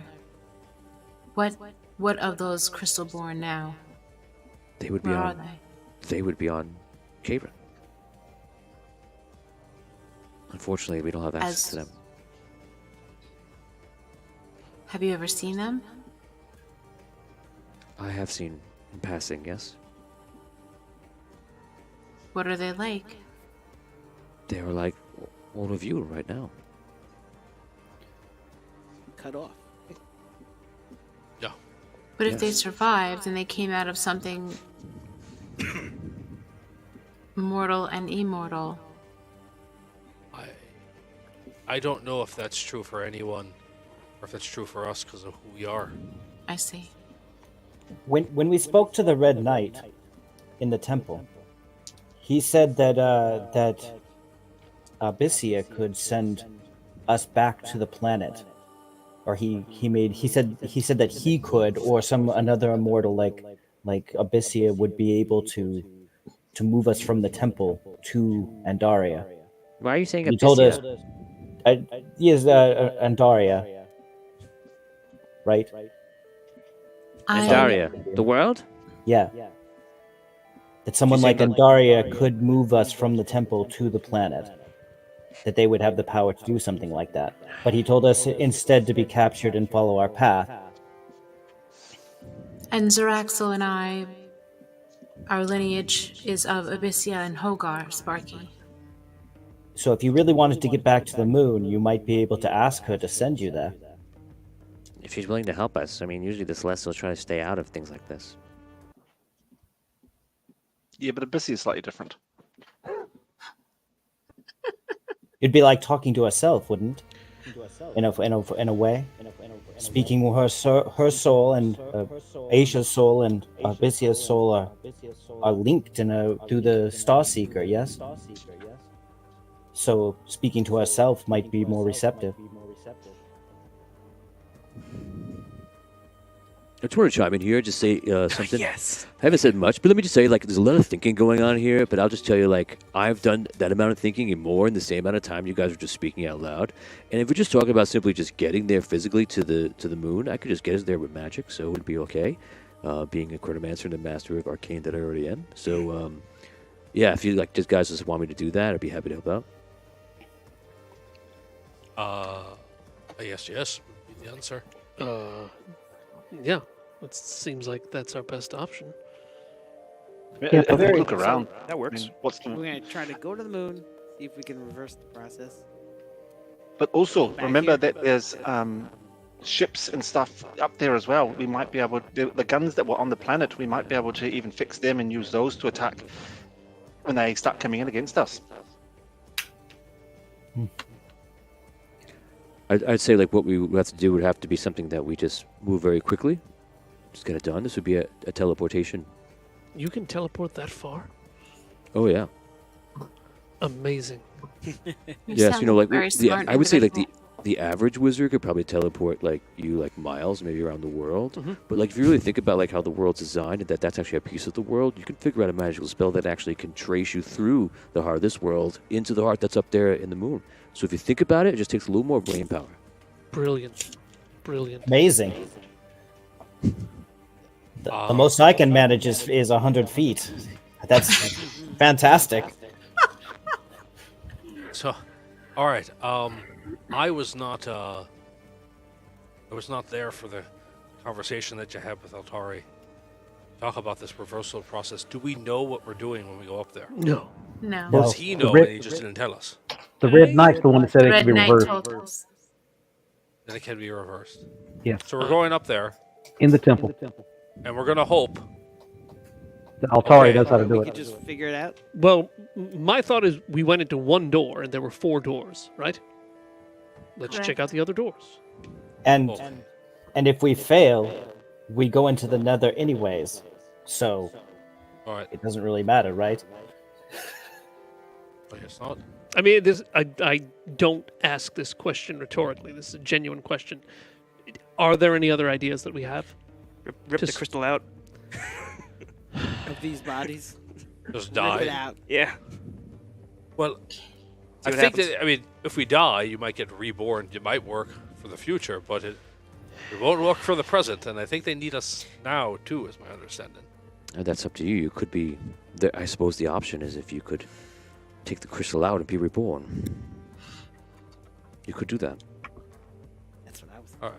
So I'm still very interested in going into Yeah. this Nether. Who knows? We might take the crystal out and it might be fine, or we might die. You know what I mean? Like the crystal might be fine, or whatever. You know what I mean?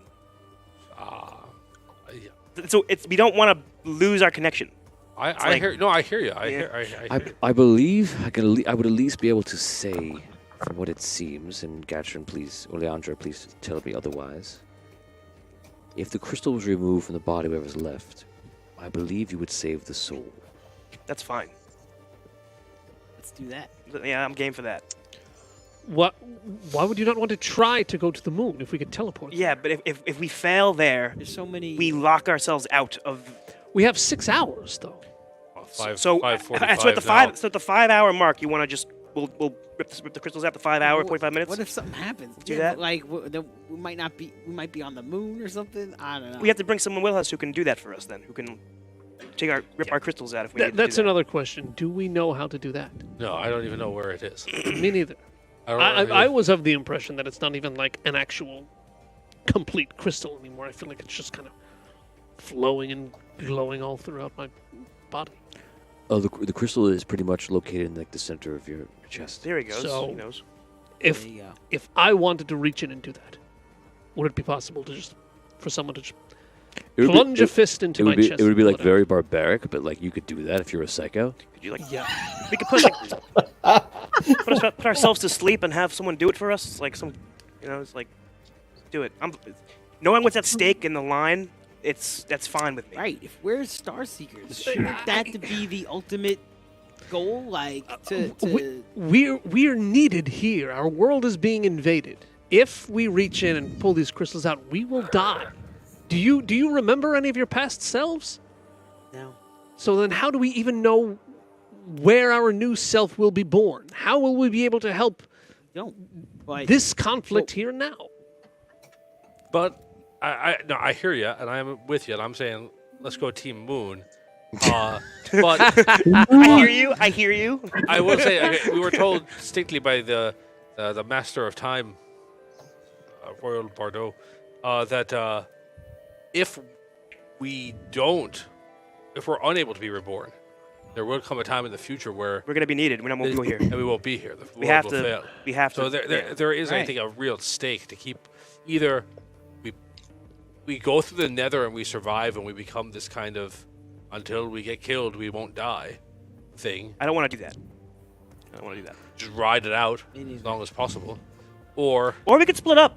If you guys want to do that, you can. We can just and you guys can go. But I'm confused. You don't even want to try to go No. to the moon? We can try, but the failure is too great. Like, what if we get captured? What if someone's aware of this? What if our enemies are? risk. They caught us once there. Such a What if our risk what if our taker. enemies catch us and now they are aware of what can happen, and then they capture us and then we can't do anything? It's like it's too great This of a risk. ensures Right the now we can survival we can of our exactly souls. exactly. We were captured there once already. We're gonna go back there and then maybe get captured and then. Right. You know, it's Altari- like, Altari I was already might be worried about that when he- we were there. When we were there, if they would have just captured us, we had no like. We were screwed. Now we have a chance to put it in our own hands, literally. Right. Like Take control. take control of the I situation. really picture yourself with like a knife. just I'm trying not- to dig I'm in. ready to do that. Let's do that. Like, I'm I'm down. so ready to it's like do the future needs are way more important than the now. I think for us, it's like How we're about I needed- make a deal with you? We're not just needed here. We're needed for all time. I've got a suggestion for you two then. How about if you want that, when we get to that 5-hour mark, I'll just slit your throat and take your soul out. I'm quite happy to do that.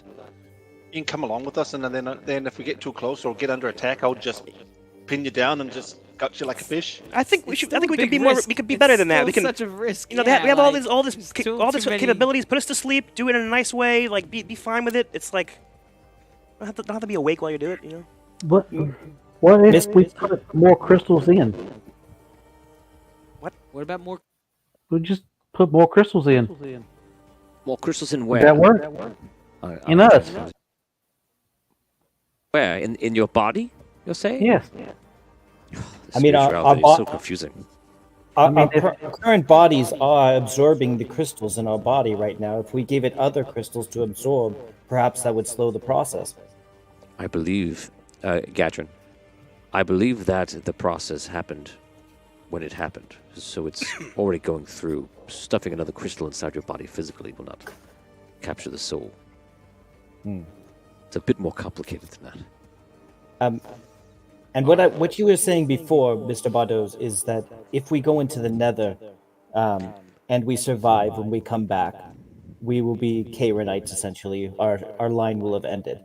But you also You will said be that, alive, but you will not be able to be reborn when you die. I'm not So doing. you- I'm not doing that. but you also said that there's a chance that we could pick up some other kind of existence while we're there and become something else. Bardo looks at back at Gatrin, and Gatrin says, "I know that. Yes, the Shadow Weavers speak constantly of the great power, and there is a famous Shadow Weaver on our world that is incredibly powerful. He is a necromancer, and he's now the general of our armies, and he is commonly used when we're fighting anything that is where the houses come together and fight. He is brought in, and he is a powerful and unmatched figure. He is the result and what people look to as the example of somebody who went to the Nether and won. But if he dies, his soul is. Well, all of our souls. are See, like that. even with that power, I'm still not going for it. It's not sold to me. Bardo says, "Yes, of course. This process does not guarantee your soul in any way. Yeah, not sold. It's all about the time for you. You must make this path. You make your choice." I don't want to lose my soul. I would like to go to the moon. Yeah. I'd like to speak to Altari. See if he knows where in Salvation we can go to reverse this process. And if we find that we're captured, if we find that we don't have enough time before we will succumb to the Nether, then yes. Also, I would like to die. you just bombed the royal family, and he just said the necromancer is the one they call when they need to be united, which sounds about like right now for them. So Okay. there's a chance that he's gonna be here very soon, and probably go back meet you there or something like that. Casher Why- says, I would imagine our ships could get here pretty quickly. He looks at Leandra and says, yes. Under 5 hours. Oh, yes. There you go. And 2 hours have already passed. They could be here very shortly. All right, I made my decision. Have you made your decision? But if they're coming here, they're not going to the moon. The moon for those ships. What's the difference? They could be either spot. Like when they get. I would think that my kind wants the moon. They want the crystals. They would probably seize it the first time they get here. That would be the first thing on the list. I don't know if they would destroy it. And here, Sparky can oversee us getting our crystals removed. He can oversee that. You know, it's like I don't know anything about physically removing crystals from people's bodies. That's fine. You need an apothecary for that. That's fine, but your presence is enough for my well-being. You know what I mean? For me, spiritually. You know. Sure, okay. Mentally, psychologically. I don't know. Do you think we could make a device that would make that happen? You know, like put it like on a 5-hour timer, and if it turns out that we can't get whatever we need by that time, it just extracts it from us. That's my plan. But I think our compatriots here don't agree. They don't think we'll have the opportunity to do it at all. Asha, where do you stand? I feel as Desmond does. I feel it's much more important for our Starseeker lineage to continue. We can't end it here. I put it to the table too. If us as Starseekers do survive the Nether and we do come out as something more powerful, is that something that forges us as stronger Starseekers? Is that part of our journey? And that is your decision. You would go through, you would lose your soul, but you could possibly achieve more power at the risk of losing everything in the Nether. Even if it was 100% guarantee, I still wouldn't do it. But that would be the end of the Starseeker, wouldn't it? Yes, I still wouldn't do it. Unless there's something in the Nether that we know nothing about, and you're able to somehow keep your soul. I don't know. It's only again the Crystalborns are the only ones who've experienced the Nether in this way, and they were, to my knowledge, they were not great warriors. They just went through it, and I guess some they got lucky. Then I'd want my crystal removed. I want to go to the moon. I put it to the table of all the bigwigs. You know, what do they think? Do they think that we should go on this exploration, or? Jonathan says,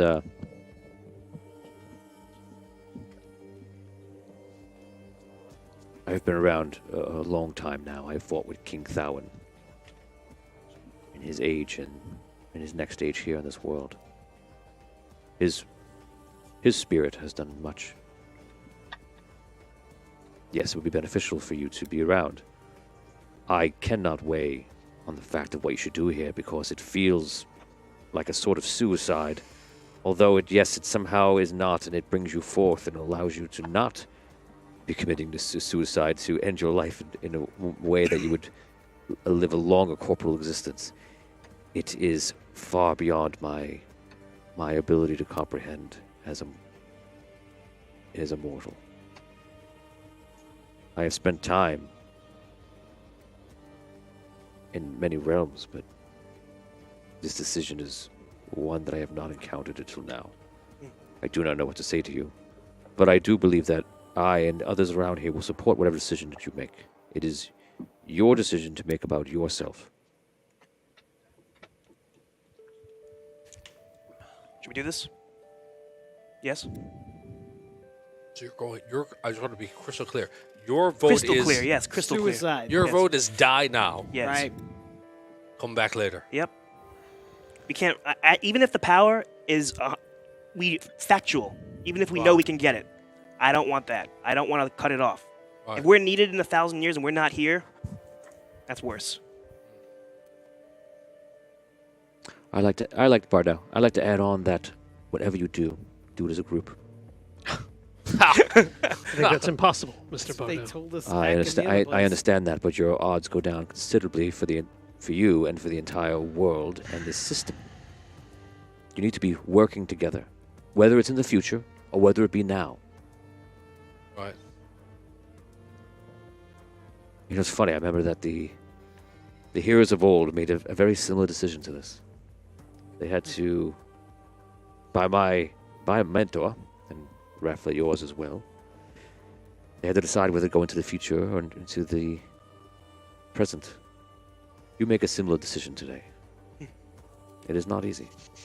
Yours carries greater consequences in some ways.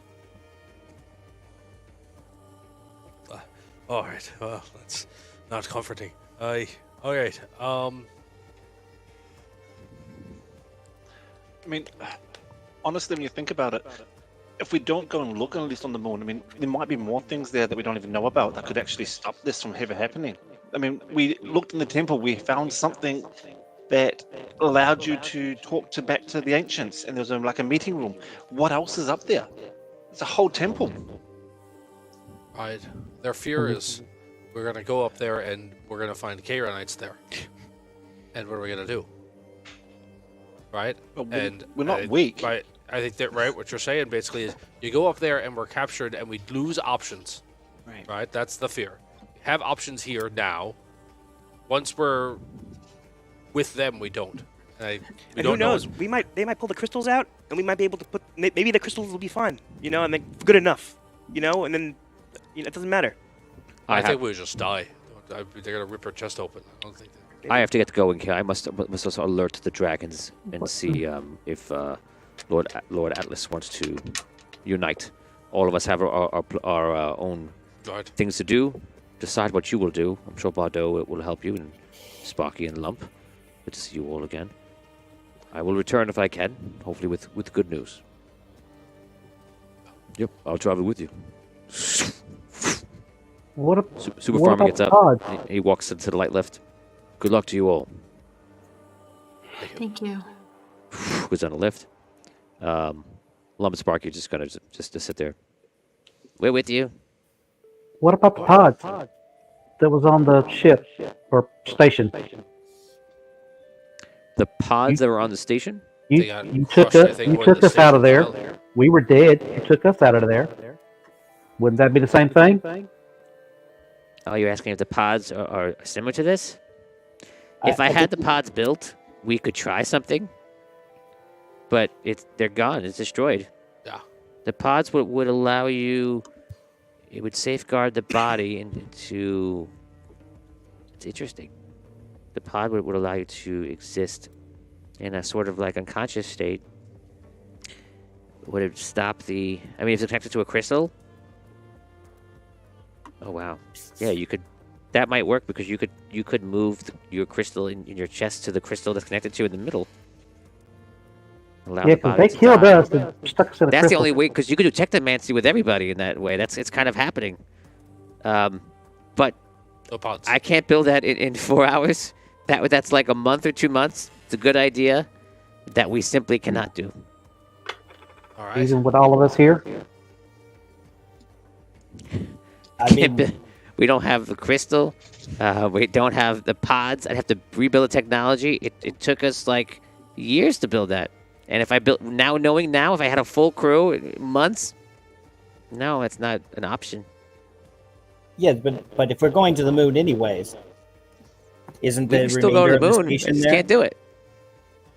Yeah, but the station's up there. Couldn't we salvage them? I I mean, I don't know how much the station's gone. There might be something there. I'm telling you, I can't do it. I would need the station built perfectly, and then it would be a mystery and a risk to try to make that work. Tony, can I try to contact Elsari? while meditating? Sure. Okay. By the way, just so you guys know, there is 4 hours. Oh, sorry, 5 hours left instead of 6 hours. Deep conversation. Yeah, real time. It was almost there. Yeah. Tony, Yeah. the Star Seekers, are they all the crew and then the fans are not Star Seekers? Or are As we far all as, Star far as you know, but the fans, as it was alluded to, that the fans are, in one prior existence, are like trying to become Star Seekers. We're Star Seeker Juniors. I got Star one Seeker six. Seekers. Yeah. Cadets. I got 1 6. But I'm going to.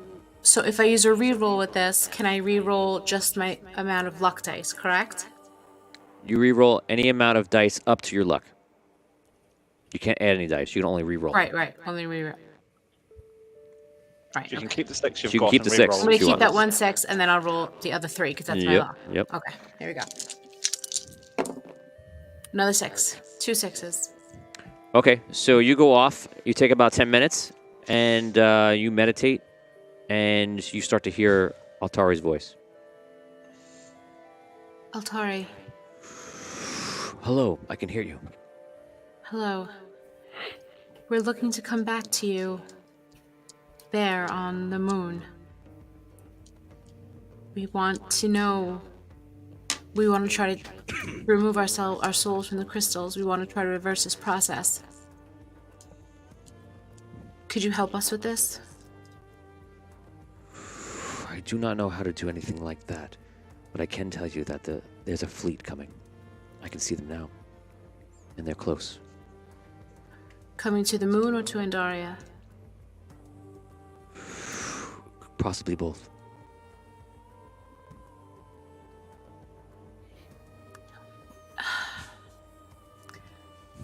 Is there any way? Are there any fleets that you're controlling currently? Repeat the question. Are there any ships that you're able to control? I cannot control any ships, no.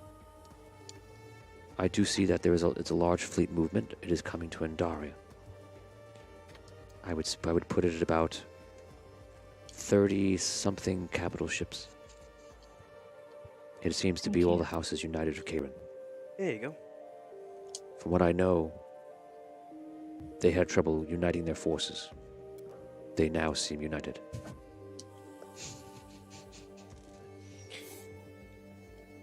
Okay. It's necro time.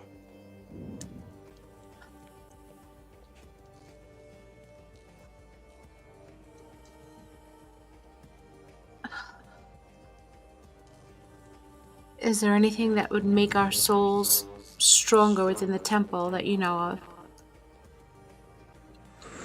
The temple is about communicating with the Celestials. That is what it could do for you. Thank you. Will you be okay, Altari? Yes. Even if the moon was attacked? If I must move my consciousness, I will. If I need to physically move myself, I have that ability as well.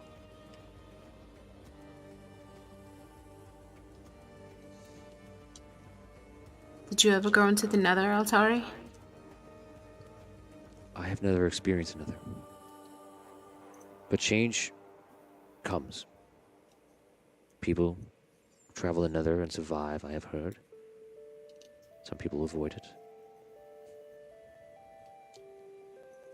Whatever comes now, it comes. And we take the journey.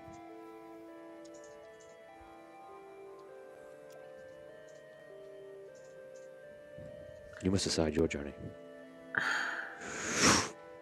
You wake up from the meditation.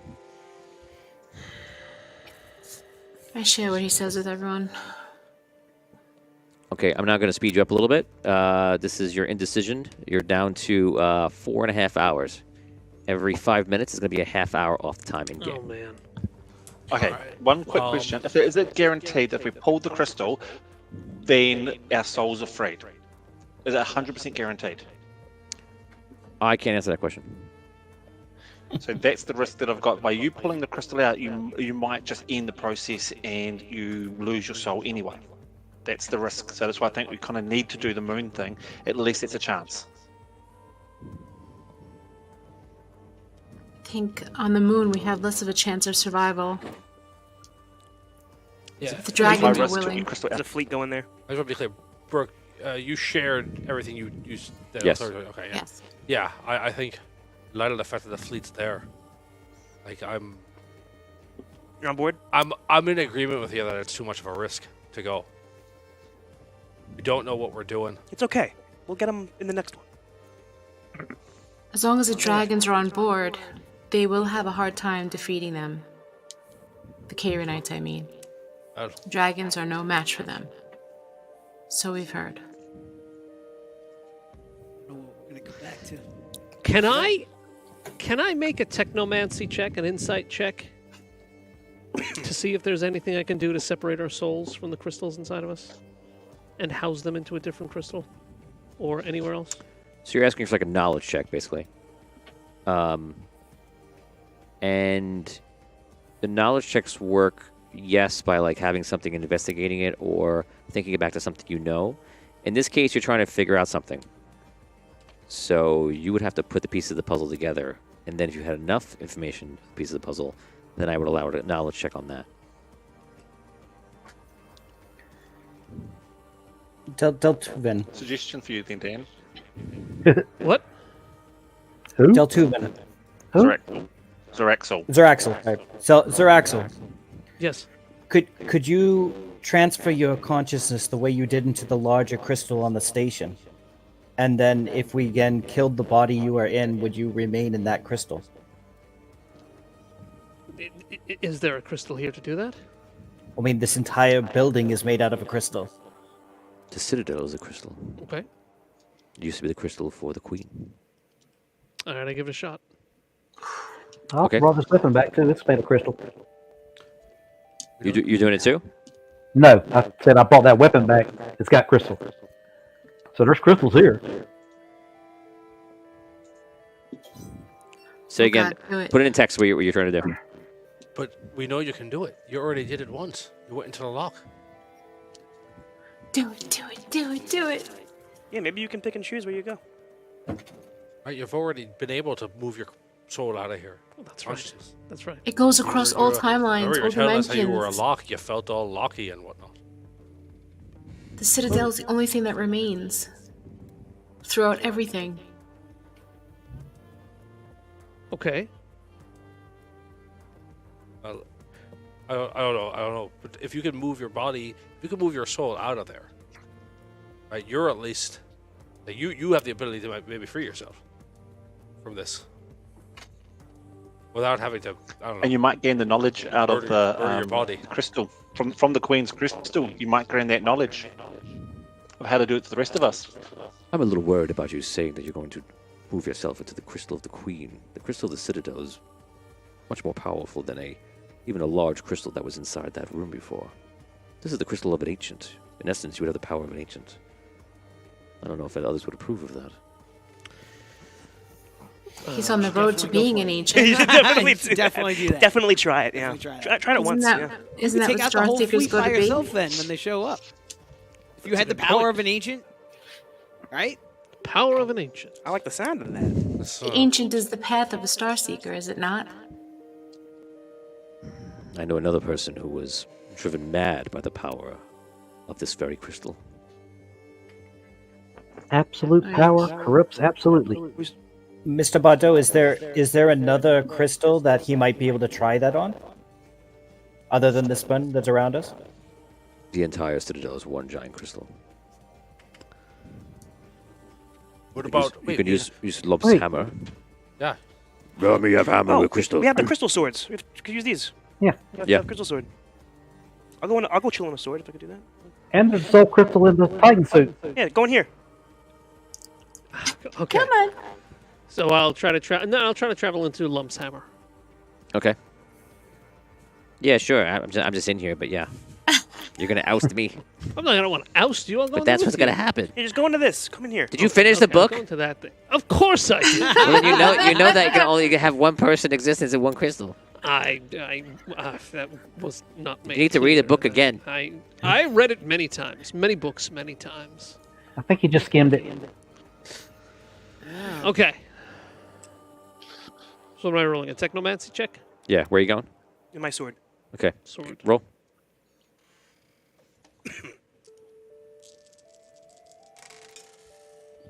Six. Yeah. Yeah, 6. Okay. Your body goes limp. You pass over to the sword, and you're there. So can he stay here? Is it like? Is he here? Are is he you in here the now? sword? Are you in the sword now? Does the sword color change, or is it like just? You see a glimmer, a light up, but that's about it. You're there. What do you want to do? Do I see anything? Do I experience anything? You can see in all directions out of wherever there is crystal. So in essence, you kind of see 360 all at once. You can basically you can almost like mini map it and see all around the area at the same time. If you're in the crystal, do you still feel like the crystal in your body is being absorbed? You feel that the crystal is there, like you feel crystals before, and I would say that you could even feel the crystal is diminishing, so that source is running out. Now, can he communicate with us while he's like this? Like, I don't think he can. Let's find out. No. Would Sparky be able? should I just? Unless he projects. Not you've just begun your path Oh. as a technomancer. Quick, Oh, stab me in the Sparky. heart. Rip out my crystal with his Sparky, can you talk to him? We're down to 3.5 hours. Should we test this on him? Like, By the just way, like- that's 3.5 hours before you go into the Nether. Not the time of the Ship fleet. Station, yeah. Which is I'd Right. say. could be any time. Should I? he is the only one who's not convinced to do it, so I don't think you should try it on him. Okay. I'm not gonna do anything. I'm Yeah. just saying, like, should we? Option. I don't know. I assume he's in there figuring stuff out. He's gonna come back and tell us whatever he found. But maybe, I don't know. Sparky, can you speak to him inside the sword? Oh, good idea, Sparky. Can you talk to him? Yes. Should I ask him if I should take it? If I should just try this on his body and just like take his crystal out and see what happens? Oh God. He wants to know what he said. Do we try on the body? Try it out. Whatever. I don't understand what we're doing here. What are you trying to do? I can just tell you what's going to work technomancy-wise. Just ask me. I'd like to pull all of our souls out into crystals. No, we can't do that. Why not? How? I can do it. Your own soul. It takes a lifetime to learn how to do that. You're not even that good at it. I'm very good at it. Not really. But if we destroyed his You're not good Kaironite at it, body no. Wait, now, there's a Keep way. working on it. One day. There's a way to test I this. read a book. Wait, I know. I wish you would read 2 books. Wait. Okay. Sparky, if we take out his body right now, if we end his body, right there on the floor. I don't know what will happen. You're asking you don't questions know. I don't know. Okay. I want to test it but out. you can't. We don't have the ability. We don't have the ability to move multiple souls into different crystals and such. We just don't know how to do Because that. if we take out his body and it works, and that crystal is still viable, we can jump back into that crystal. You know what I mean? We can test it that way. Because he's But we don't know how to do that, right? I think that's what Sparky's saying. We only hear no. But what I'm saying is that if we kill him and he can jump back into that crystal, maybe our crystals will still be viable. If we were to just take them out. Right. Well, maybe. Oh, that's a thing, Sparky.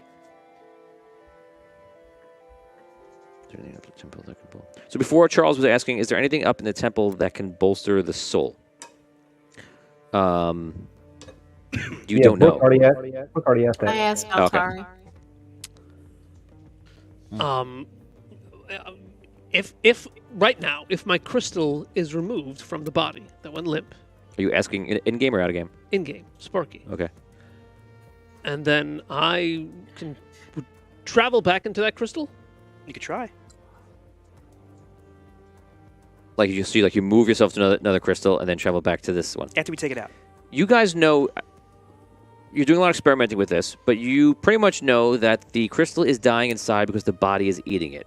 You assume, and even what Bardot says, he believes, Katrin and Leandra would also believe this. It does not mean it's 100% true, but they believe that if you just remove the crystal from the body, then yes, the body would stop eating the crystal, and the crystal would be okay, and then it's still a viable place for your soul because your soul is attuned to it. His soul is attuned to his crystal, as is everybody else. Okay, here's my question, though. My soul as a Starseeker lives on from one life to another, to another, to another.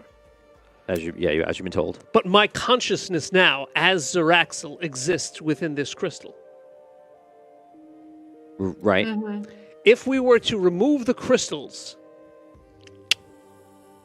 off ourselves, then the crystals were removed from the bodies. Would the soul that's encapsulated in that crystal be the consciousness of our current selves?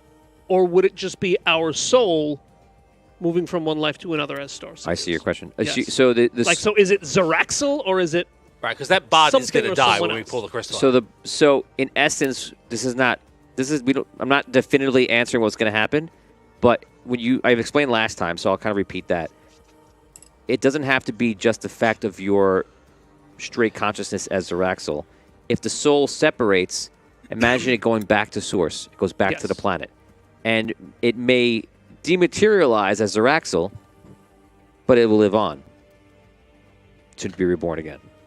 that happens if It happened. We know that Crystalborn every day when they go to sleep, they reconnect to the crystal. Right. And then they go back to the source. And what are they there? They're not a person walking around. They're just like a part of Energy, everything. like They're they're- everything. yeah. They're the universe again. So that's what would happen if we kill our bodies. Maybe. I can't answer that question, but I can tell you that like that's All right. your on, game I'm ready. plan. I want Let's it. do it. Do it. Wait, So I'm that good. definitely Okay. wouldn't Cut it out of me. happen. Cut it out of Get me. it Put out me to of his sleep. body. Can we do that? Put me Yeah. to sleep. Take it out. Please do it. You guys can do anything you want. You can, Let's go, gang. If you need a person to help you, get that person to Rally. agree to you. Who's still here? Can somebody I'll help do us? it. Do it. Somebody help us. Can someone put us to sleep and do this? It's like, Do it. Cut it is out Raphael of me. still here? Did he leave? He left. I'm ready. Okay. So who are you talking to? They're talking to each other. and Where- they So just go ahead. try to- If you want. Is there some? Is there no? There's no magic users here. You can put us to sleep. I'm a magic user. I can do Can you it. put us to sleep and do it? I should be able to do that. Do you have sleep? Where are I just- our like, you just swords have to be going unconscious, into? guys. Swords? We just have to knock you unconscious. But where Just are put them in a souls sleeper going hold. into then? They fall. That's a spell. I can't sleep. Go to sleep. Go to sleep. But I have medical knowledge, so I should be able to pull it out of them. Raphael will be returning soon if you need him. All right. Well, yeah. I give it a few minutes at least. Lump can put him to Dragon sleep. Wizard left too, right? Yeah, everyone Lump left can with catch Yeah, he Lump left with them. and right, and Lump and Sparky. I was just thinking that Zeraxel, if you Dude, happen the Dragon Wizard's character loves Raphael. Yeah. Like no, they're like he's bros. great. Even though it's Yeah, they were Smart guy. reunited. Yeah, they're bros. He's a smart guy. So is there any word on how if the dragons are going to be ready for this attack? Do we have any Who we talk contact to? with No one them? knows yet. No one's come back. Tell us. We're at 3 hours, We're there. All right. and you hear a large noise. All right, do it. Like, Yeah, where is and the whole sky turns a different color, and you hear just like this humming. If you look out one of the windows, you would see that in the sky is these giant ships that pretty much fill almost half the sky. Our actual buddy, get out of the sword. We gotta make decisions. Come on, man. I'm just talking to the sword. Yes, but if he stays in the sword and we do this, there's a higher chance that his consciousness will survive where none of the Yeah, rest but of us he will. doesn't wanna- Raphael returns, and he returns with 2 mage. Whoa! Hello. Raphael, can you put us to sleep and take our crystals out of our bodies? Can you do that? If that's what you want to That's do, what we yeah. want to do. Yes. That's what I Oh, want to do. I brought the guy to go to the moon. Keep our crystals safe. Yes, we can like protect your crystals. Yes, I can that's put fine. them away. Okay, Please do it. Burn the bodies after we're done. Jeez. correct. Everyone, we're like very short on time right now. I have to go into battle, so like lay on a table. I do it. We're done. Table. I lay Okay, on the you table. turn to lay too. table. He looks at you guys. I'm out of the suit. All right. Are you? Yeah, I jump back into the body.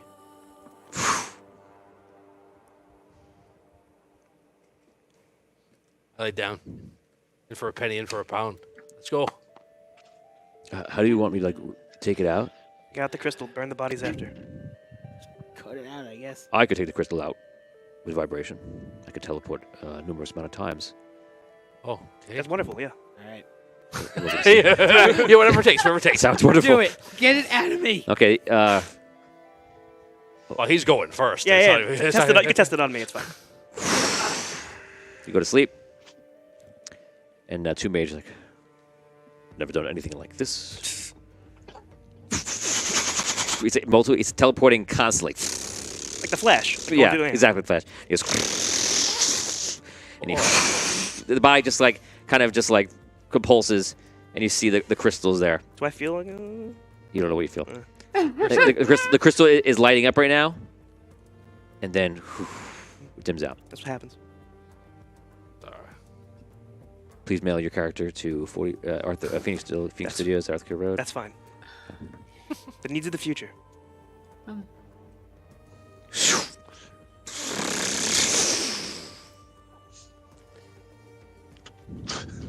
I'm excited. Oddly, right? I'm excited about this. It's a voluntary TPK. Yes! All Been right. coming for weeks. You didn't even make it a season. This is the end of this season. This is the end of the season. We made Yeah, it that's a great. season. This is great. It's a good All way right. to end it. I'm laying down.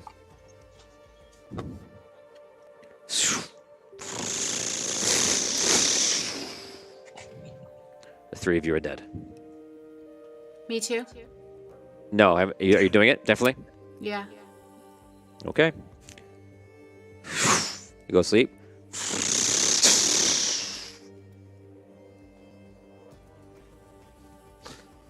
You look good, man. You don't like have to do it, man. You can do whatever you want. Like you're your own person. I understand. Zeraxel, can you feel their souls anywhere? They're actually, they've all been back. So Axel, can you feel their souls? Not a bad. He's in the middle of Be part of the big a moral. TPK. TPK. Excuse me, sir. Just one question for you at What this I- moment.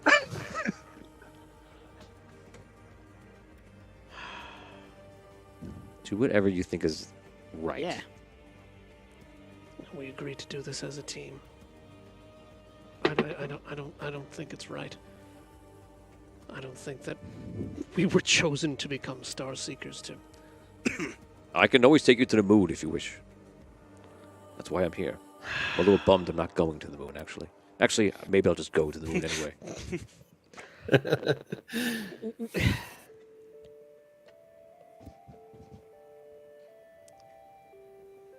Take the crystals.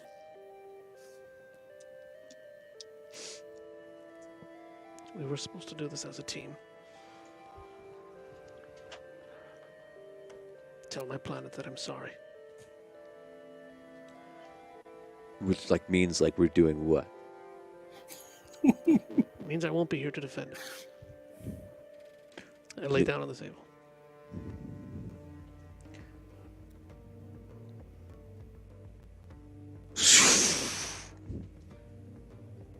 Should I do it? He seems unsure.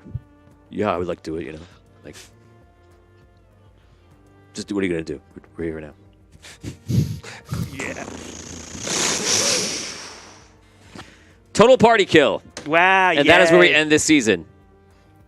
Thank you for playing. Guys, Before you go anywhere, I'm going with Two Mage to the moon. You go to the moon with the Two Mage? crystals? With the Yeah, crystals? I have absolutely no intention of killing myself. I want to go to the Nether. Oh, you're going to the Nether? Yep. Awesome. So I'm gonna follow Two Mage to the moon if he wants to go to the moon. Gilder and Dell, are you going to the Nether? What Del? the hell? Is there a way to fix the crystal once they come out? This might be Is that side all quest. Oh, This- that's correct. this is Tuesday. Tuesday is the venture. Oh boy. We'll I'm find a quite day happy that to go- Connie can make. Yeah, I'm quite happy to go with go to the moon and see if there's actually a way of actually reversing this process.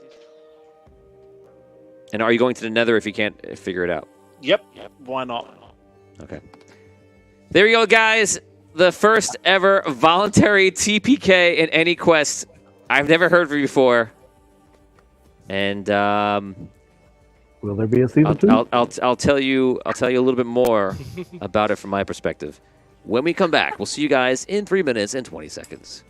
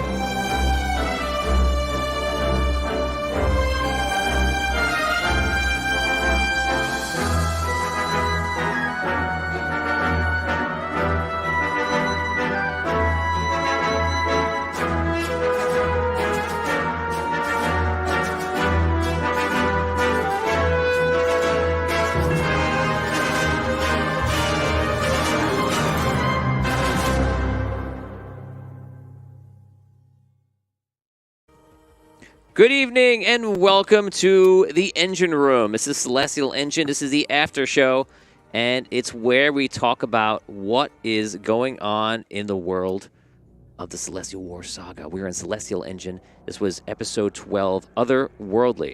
I'm going to pass it over to Dan, and you can cross Tom, Cat. It's okay. No! Hello. Ruined. Oh no, this show is garbage now. Tom, I'm going to ask you since you made it. What is this? What is this? Now that you've known everything, you know everything. You know everything. Everything happened. You know everything now. It's true. I feel filled with knowledge. Yes, I feel complete. What does the title mean? I don't remember what the title was. Sorry. Otherworldly. I think it referred to multiple things. One, literally we're dealing with beings from another world. Two, we had the option, or the path was there for us to become something not of either one of these worlds. Yes. And we bravely chose not to take that path. Or did you? Or did you? Yeah. So, this story was made from the beginning, and we'll go into a lot of stuff in the episode here. The story was made from the beginning to see what you would do in this last episode. Wow. This was the epic hurrah, and it wasn't. There was a battle because I have to have a battle in there, and the battle was, it was small. It was more about just figuring out how you were gonna get through it. Right? It wasn't like a numbers battle. This one, but this big hurrah, this big ending was. What would you do? Would you make a choice in one way or the other? One, to better yourself for the world, for the system, for life itself, or would you risk it for power and put that at stake? And this is about the human condition, about what we're used to life and existence being like, and you've experienced multiple forms of that existence, and bringing you to the conclusion of today. So would you make a decision like this? And I didn't know which way you would go. And I said the book a few times. I go, we're trying to see, like, well, I keep testing you, keep moving you forward, and what decision will you make by the end? Mm-hmm. Now it seems like when we got closer, I feel like they might do it, but in episode 1, I had no idea what you would do. I don't know, and that's what this was the experiment, as in Celestial Engine. Celestial Engine refers to the fact that, like, we're a part of the entire universe as one being. We're part of that engine and the whole thing. So I guess let's start with, take us through the experience of playing this campaign so far, because we're only in season 1. And what was it like to change your existence in different forms? And what was it like to make this decision at the end? For anybody who wants to answer. I'll go. So, I actually enjoyed a lot sort of the early part of this quest where, we were sort of switching from one body to another, or one form, and I thought that was all great. As far as leading up to the events of this last episode and our decision, like, for Radar, he felt like this mission was a failure at first, and then a failure again, and again, and again, and again, and, like, emotionally, it went from being so bright at the beginning, where we had all this potential, to, like, darker and darker, and he's been contemplating suicide for, like, the last several sessions. In fact, the only thing that would... Suicide, to say, you're talking about since you've gone to Caterin? Yeah, for sure. Yeah. Since your soul was in jeopardy. Yeah. Yeah. Basically, yeah.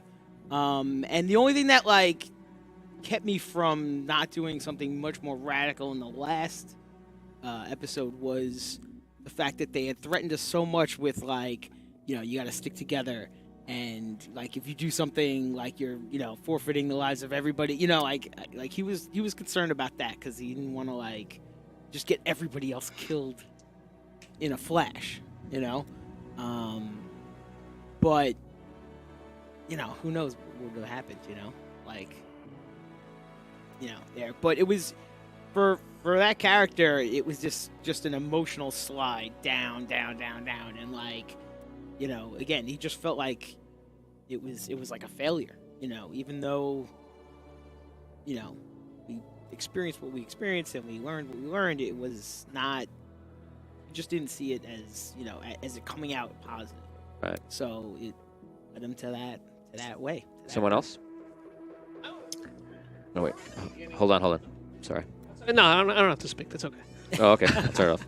Remember at the beginning of the quest where I said, like, my character was from the dark, he came out, and all he saw was, like, more conflict on Andaria. Yes. It was like, this is what I came out for. This is it. I pictured myself thinking that Doltuven would want to be on that ship. I thought about putting him on that crew. Oh, yeah? Because I've, like, remember he even talked about, doesn't he? Like, he almost, like, wants to be off the planet anywhere he can go. I'm like, this is where he would want to go. You mean Zeraxel? No, I mean Doltuven. Doltuven, like, wanted to be out of the world. He was just done, remember? But, yeah, right. But and you compare the two characters, and I said, like, no, like, it's different. So, like, when he got off the planet, and I think there was 1 week, maybe it wasn't too clear, but I think he was talking to Asha, and he was saying, like, this is great. Like, we're traveling. When we started traveling through star paths, I was like, this is, like, we're traveling through space. This is great. So, especially over the last few weeks, where he was like, I wanted to leave the planet, and I left the planet. Like, I figured out a way to travel through space, to travel to other planets. Like, This is fantastic. I'm learning about crystals. My consciousness, like even if like my physical body has to stay in one place, my consciousness can travel even further than we've traveled in ships and on the Ark. Like, this is great. And now, even when he figured out that he's a Star Seeker, now it's like, oh my God, this is amazing. And now, like, all of that came crashing down in this episode because it's like everything kept getting better and better and better and more and more exciting. It's like, now this life has to end. Right. So, like, from a personal standpoint, he was like, I don't want to end this. But from, like, I don't know, like a mission perspective, he was coming from the viewpoint of, like, we're not given this gift of being Star Seekers to just say, all right, well, let's do nothing this time around. And let's just see what happens next time. Like, I feel like we're giving this gift because we're supposed to do something with it. So to sit back and say, like, all right, like, we're in a bad spot here. Let's just end this one and start over from the beginning. Like, it was very, very hard for him to go through with it from there. And then from a meta perspective, from a metagaming perspective, I'm trying to think about, okay, so we have 3 choices here, basically. Like, we could figure out a way to avoid making the decision of pulling out the crystal and going to the Nether. We could pull out the crystals like we did, or we can go to the Nether. So I'm like, all right, what's the decision that we could make that Tony's going to reward? Because, like, you'll reward ballsiness, and you won't really reward being like, oh, like, let's do the thing that we're not really kind of have to, like. Well, I reward it if it was the answer, but yes, absolutely. If Right. if the in thing was the answer, then you would be like, look, that was it. But Yeah. yes, So I felt like in this situation, it was the thing that would have made you go, oh, you're going to do that? Really? Okay. And I think that's going to the Nether. That didn't feel like an option for me. It didn't. The Nether seemed like a thing that you're not. That Yeah. is Right. Not even a decision. Which would what make Tony say, oh my God, you guys are doing that? Oh, okay, let's go. Yeah. And you would throw us some kind of. There would be He's there would be always- something in if you went there. to the It's Nether. always like, He's thinking about the angle. Tony's gonna make it all better. It's gonna be fine. I As long think as we, it's- no, as long as we I pick think the right thing. I think it's the opposite. I No. think he thinks like. I think you do think a lot about how Tony thinks about yes, doing way he does. too things. much. Way He, too much. he's trying to play the man instead of playing the game Yes. a lot of times. Uh-huh. I Play will the tell player. you, my character and Tom himself were 100% all about going to the Nether. But you were so vocal and adamant, and like I was like, "There's no way I'll be able to convince It him." wasn't gonna happen. And so I can't. You felt like it wasn't worth it. You might as well Yeah, just go. I'm like, it's not. We're not going to do a split. I wasn't going to repeat the mistake of, well, half of us are going to the future and half Yeah. of us aren't. So once like I'm you, disappointed we and- didn't do that. and no, I wasn't. I wasn't going to do that.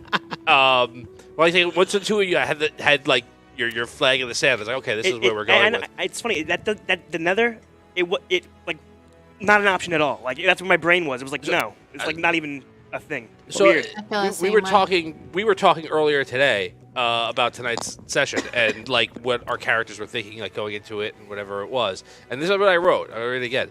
I already think about to be talking about the character. This is before the. This is before episode? today. Before This the is earlier session, today. Before today's session. He already thinks of himself as functionally dead.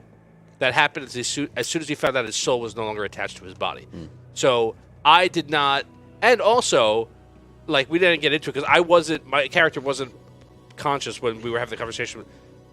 Just because some soul ancestor of mine made some sort of promise that I'm supposed to do these sort of things, I didn't make that promise, Right. Yeah, right? sure. And like, but that being said, like I'm not gonna like, well, forget all of you. I'm going to the Nether myself, like, and find out what happens. Yeah. But I thought Dan was almost at the end. Was like, I'm gonna continue on. if you would have done it at the end, I would have been like, oh man, because I wanted to go, but I said I'm kind of surprised you guys Yeah. didn't. I no, thought you were gonna. it wouldn't be. I think this is something that it was an all or nothing success. Like we would go and maybe we'd make it out, maybe we wouldn't, but like it wouldn't be good for half of us to be one way and half of us to be another way. I don't think like balance wise for the universe that makes sense. but- Okay. I don't know. That was my See, thing. I don't. Yeah. Man. Although that could have been I a cool don't know. play. Like you come out of the Nether, and then who knows how time works? Maybe we meet up. Right. I kind of felt like Tony was putting that on it to like make the decision more difficult. Because that's kind of how I felt over the last couple sessions. as Which far part as was more difficult? just having to make a decision apart from the group necessarily, or not. Like Oh, yeah. like even the last couple sessions, there was these like moments, like I mentioned that where as soon as I even had a thought of like, well, I'm gonna go off and do my own thing. You in one way or another like kind of made it clear. I felt like that's not a good idea. To Right. do, And even when I know. say those things, Right. it doesn't mean you can't do it. Right. You know, well, but- that's why I was kind of at this point at the end now, finally in the last, last moments where when it was like the most dire, it was like, all right, well, I think maybe that is the right move for us to not necessarily do the same thing. Like, I didn't think you guys were going to follow us. I didn't think you were going to join us with what, with I have to say, what we decided to do. when Brooke talked to Altari and he's like, "Yeah, the ships are right here," like that's what sealed the deal for me, because I was like, "All right, you guys can do whatever you want. I'll go to the moon and bet the odds," but Right. I'm not gonna go and get like recaptured and not have an option. Like that was me. Yeah. Right. Yeah. I Brooke? feel like that was what I wanted to do from the beginning. Once I found out that I didn't want Right. my soul attached to his body, period. That was going to be my plan. And the fact that Desmond and Radar were down with it was cool. And I feel like Asha, the whole crystal experience, like going to space was really amazing. But I think she realized within all this, like that's peanuts compared to like consciousness and what can be done with the crystals and us going back, and especially seeing Abyssia, having that experience with Abyssia and Hogar. It's like, and knowing that about each other, that I think just opened up a whole new world to her that she didn't realize existed, let alone be a part of. So I think she's excited and nervous and curious, but I don't think that she would ever have gone to the Nether. There was never any kind of desire to be more powerful as a being personally. It was always for like the discovery of more and more for the greater, like just for Andaria. So both paths were there for you. You could have went down into the Nether, and you would have had this epic journey into the Nether, or you do something that's better for humanity, or not humanity, but the system, in a sense. It's interesting to see what you decided. What did this make you out of game? What does this make you think about? Did it stir any emotions or thoughts about existence itself for anybody? Existence itself. Yeah. Mm. You mean today? Yes, it Sure did. did, Tony. You got that Sure right. did. Yes, it did. It You mean absolutely did. today in particular? Or Yeah, I just mean, the whether you entire- apply, whether you're thinking about your the bigger picture in life or not, this quest is forcing you to make these decisions that are not normal decisions to make or think about. You're thinking about how to use your existence in different ways. You're thinking about the forms that you can exist in. You're thinking about not having your body in a different form. You're thinking about having your body in a form where that you would live a immortal life. And it was done in a way that, like, if I would have had a quest and I would have said to you, you could be a vampire, you probably would just be excited about that, and you would do it, or maybe you wouldn't do it, whatever. But like Liam chose to be a vampire, which means that he's no longer a Starseer, by the way. So now when it comes to the stake your soul, it's just like you're thinking about life or existence in a different way. So like if at any point in this quest, did it make you, are there any thoughts that you've had on it that have kind of made you think about, like the point of this quest was to make you think about existence? Did it do that? Yeah. I mean, we talked about this a few weeks ago, the three of us, when we were hanging out.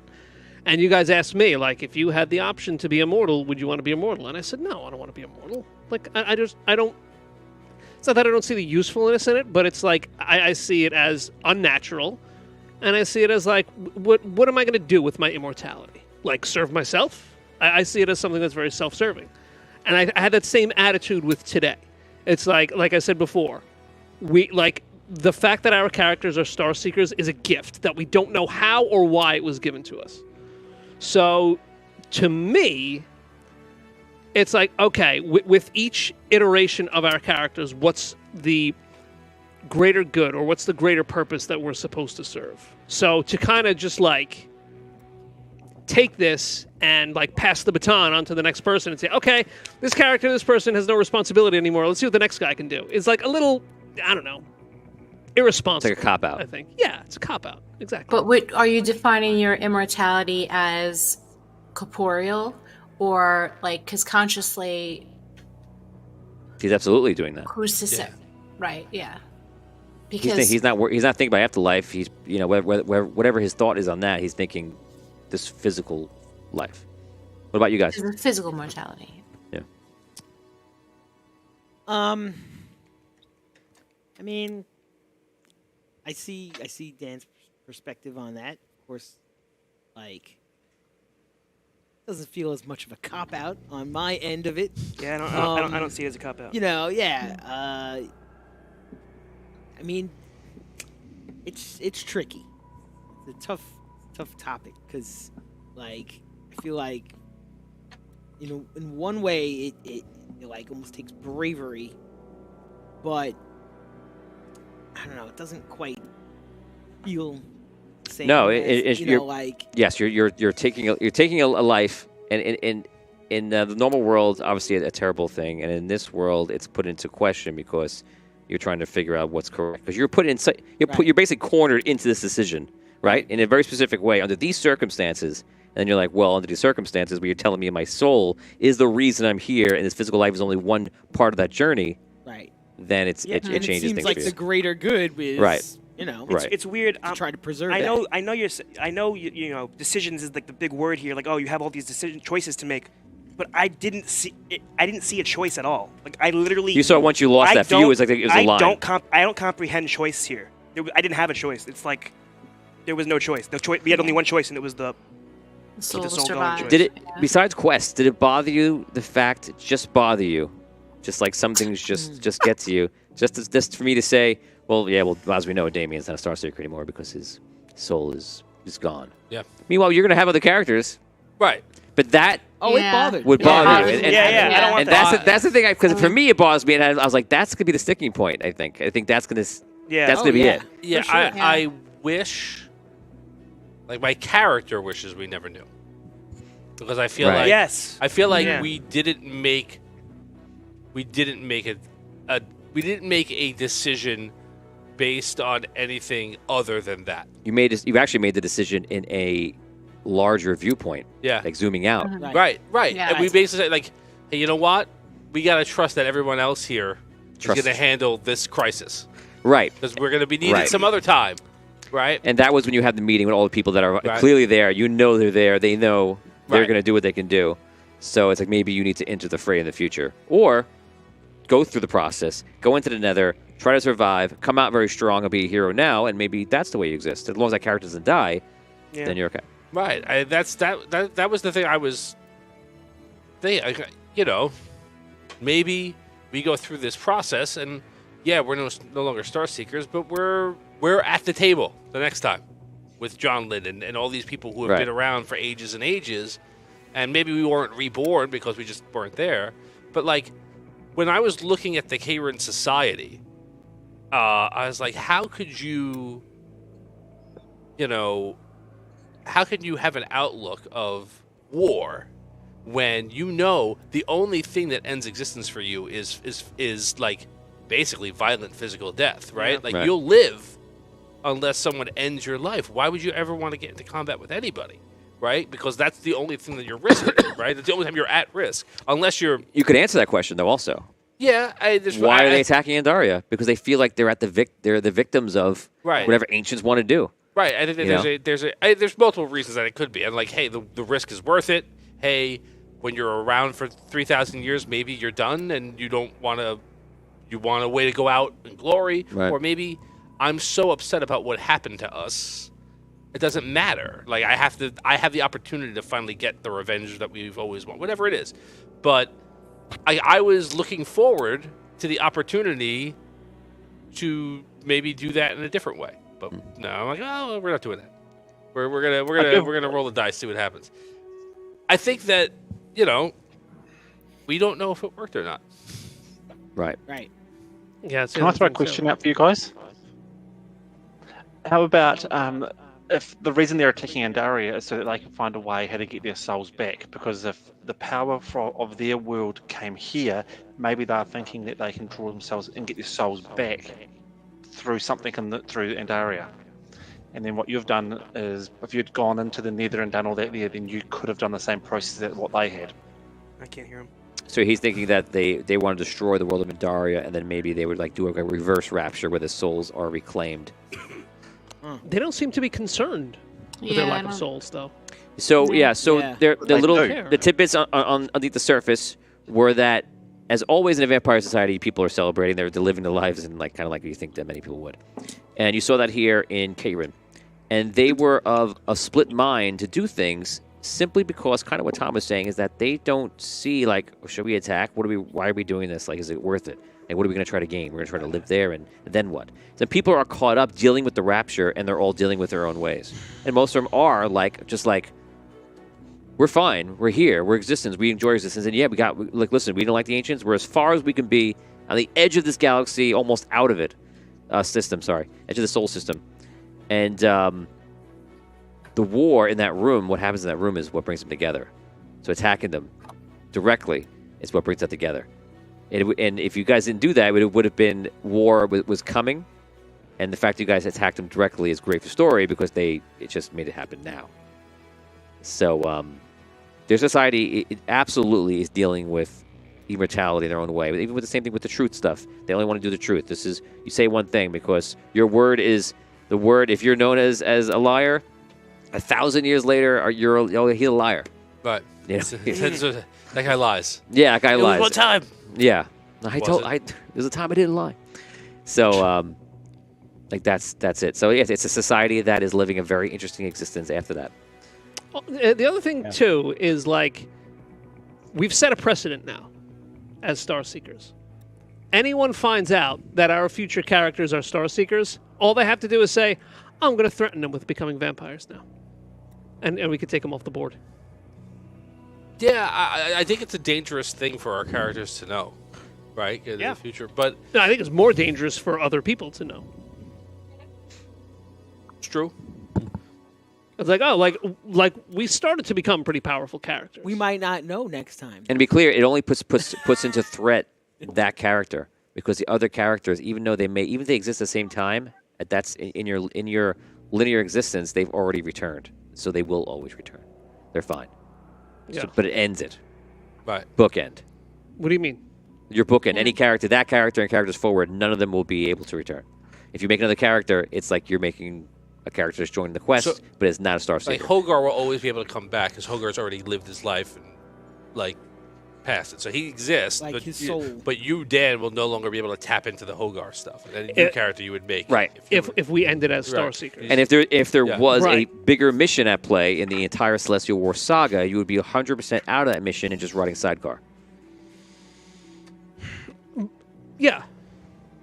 I get the risks, but the risks that we're facing now is we've introduced a way to take our characters off the board every time. If we find out that we're Star Seekers. And if other characters find out too. But yes, it would have to be. If you're all crystals, it was a unique way. Right. And You could die. You could die in the next character, and your soul's not at risk. Although I don't think there's anything wrong with not wanting to be a vampire. This was somebody ripped your soul, put it into a crystal like a lich, and then put it into like a zombie-like body in a way. Yeah. And then said, "I'm gonna steal your soul." So it's a very unique situation. Right. But also, It's not like can't we just having become a character- vampires though? Whatever you want to do. No. My point is if we're a regular characters, we're If just you let's say became I'm a gnome. If you and became I a become vampire, wouldn't your soul go back to Andaria though? Wouldn't be So vampires, reabsorbed into the vampires, situation. vampires shed the soul and take from the power of it. Right. So their souls are goes gone. back. Yes. It goes back to the planet though. It goes back to Andaria. No, he's saying they right? feed No, off it of empowers the body. Oh. Yeah. So, all right. So if we were flesh and bone characters, we become vampires. We're no longer Star Seekers. Is he already iced? Wasn't he a vampire? He was a vampire in a quest. Maybe. Terrifying. Oh, see, so you're not even a soul seeker. You don't have to worry about these things. I'm a soul seeker. Let's not go there. Oh, I'm a Star Seeker. What you know is that if you become a vampire, the soul energy that the vampire gives Okay. up is used to strengthen the body. So Soul energy. let's say you lose your soul, you stop being a soul seeker, you make a new character. Is that character from that point forward a soul seeker? The Star Seeker. Star seeker. If your soul survives in any way or shape or form, you're fine. Yeah. If your soul is somehow, in some way, in some plot device or whatever, is destroyed, gone, and none of it is allowed to get back, you're done. No, that's not what I'm saying. So like let's say like from here I get cut off here. Right? Yeah. Anything forward, if I make a new character and then a new character, does he remember up until that point of the new character? Not behind. He has no connection. No connection. He's No not the connection. same soul. It's like another person, another identity. But will the new Will the character new- and will he be a Star Seeker starting at like point 0? You know what I'm saying? So like anything behind here, I can't remember because that's where it was cut off. Oh, so anything if forward. you were to remember your old lives, would you remember? No, because you're not a part of it anymore. You're another. No, the new section. Yeah, what Would about he start off from like, So, let's like- say character 3 after the break? Would he remember character 2 and 1 after the break? Oh, if they Yeah, were. so anything behind here, I don't remember. That depends on the story. Yeah. If in the story they are Star Seekers created and that comes up, then yes. Under normal circumstances where that's not a focus of the story, Yeah. you would just make a guy and we're not worried about it. Yeah. I've always played since the beginning of our time. You're the longest player. I guess Dan also. Who played first? You did. Yeah. So like there's always been a little connection between the souls, and I've Yeah. said it a few times that it's always keeps going. So you've been the Dragon Wizard is in your history. Yeah. Like that just keeps going and going and going. You would, for the first time with this quest, you would sever that connection. I don't like that. And if you care about that, do you have to care about that? No. No. I like have it. to, I like but- caring about it. So I if you thought- if you care I about did. that, then yes, that would be severed, and then you'd be off. And maybe it would be another soul, one soul with many lives, or maybe it would just be you're just a guy coming in, you're out, and another guy coming in. Like just we thought about before. Like many times you made characters, you weren't thinking about that. You were just making Right. characters. Right.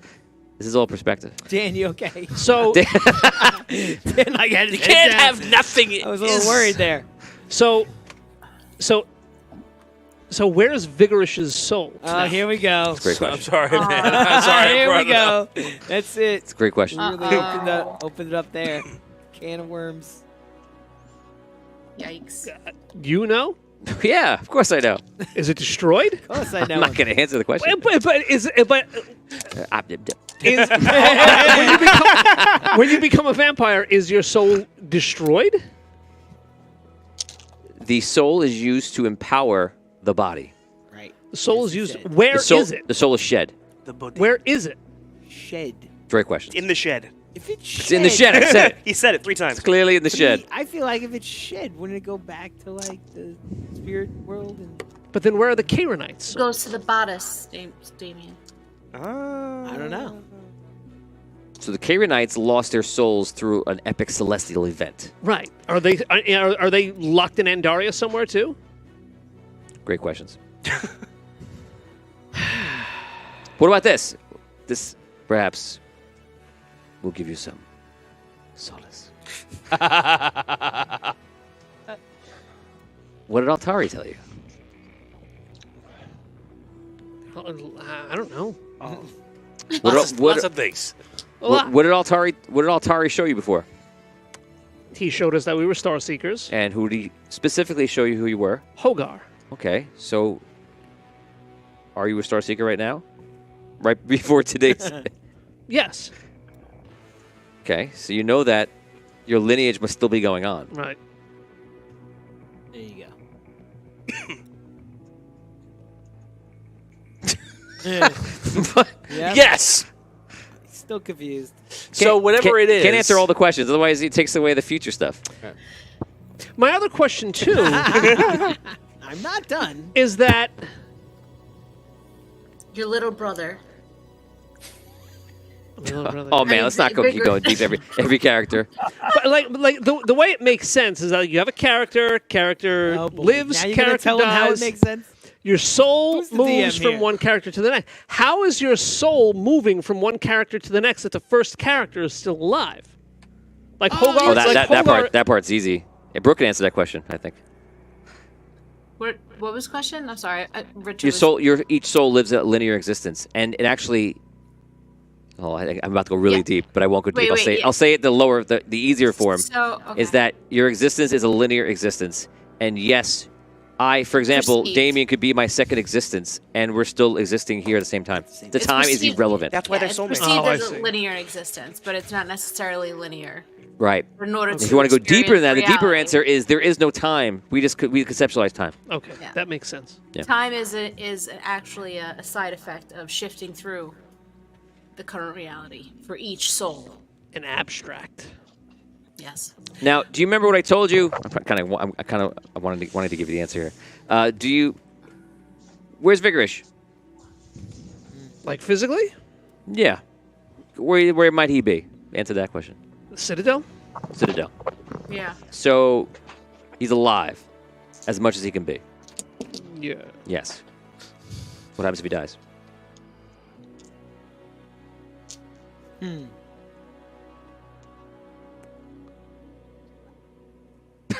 I don't. Oh, wait. Dan's reactions are a whole show on their own. Wait a second. Dan's wait a reactions are a second, show wait on their I own. know, it's great. No. But if you introduce this idea that there's no time, I was okay. There's Okay. time. that's a complete There- wild Well, there card. is time. generally time. Right? There's Most- We- because Most chronomancy. We're, of the we're talking time. about what how the universe really is, and talking about what your perception and how you live your physical existence. We don't have to go that deep. We can. you don't have to. You described it Yeah. in a previous. You have a couple hours. The previous hot engine room as a there's like a root soul that exists outside of time almost. That's you. The essence of all your characters comes from that. Right. And as a new character is born, like your root soul goes into that Yeah. character. There's And an so they can oversoul. be concurrent. There's time travel here. You can meet yourself 18 different times. Yeah. The adventure of the dance, right? Like, Right. but that doesn't change anything. Does it because- change the order in which you did it in? Yeah, when you die, when one body dies, the soul just goes back to that root soul until your time to be And reborn again. by the way, the Avengers movie teaches you this exact thing as they're unloading data into the world, is saying that like your path is your path. This is always your past. This is always your history. It's always your future. We're not talking about time as your linear perspective, because your linear perspective does have past and future. But time. You could separate. You could remove the idea for time and talk about that. It's just a line. Right. You will experience things in an order. So your question was, what happens to Vigorish when he dies? Right. So if Vigorish dies, Yeah. you know that depending on exactly what is happening, this is a way for me to tell you without telling you, exactly what is happening when vampires shed their soul and empower the body, you would know definitively when Vigorish dies. I would know. Dan would know definitively if your soul lineage is ended. So does that mean that Vigorish never dies? I'm not answering that. Or does it mean that somehow he unsheds his soul? One of the two. Then what if Vigorish is the end of the line, end of your Starseeker line? That's what I'm thinking. So it's possible. Or is it in the future he gets his soul back somehow? They do this process of being able to force your soul in, and it happens. You don't know. That's a future thing. Yeah, well, if Vigorish is in the Citadel, then the Citadel is the center of all space, time, dimensions, everything. It's the only one thing that's permanent. So who knows where Vigorish is in that perceived timeline? If his soul was shed and went back to source and it was renewed again in the next form. When Vigorish, Maybe if and when Vigorish Vigorish came later. dies.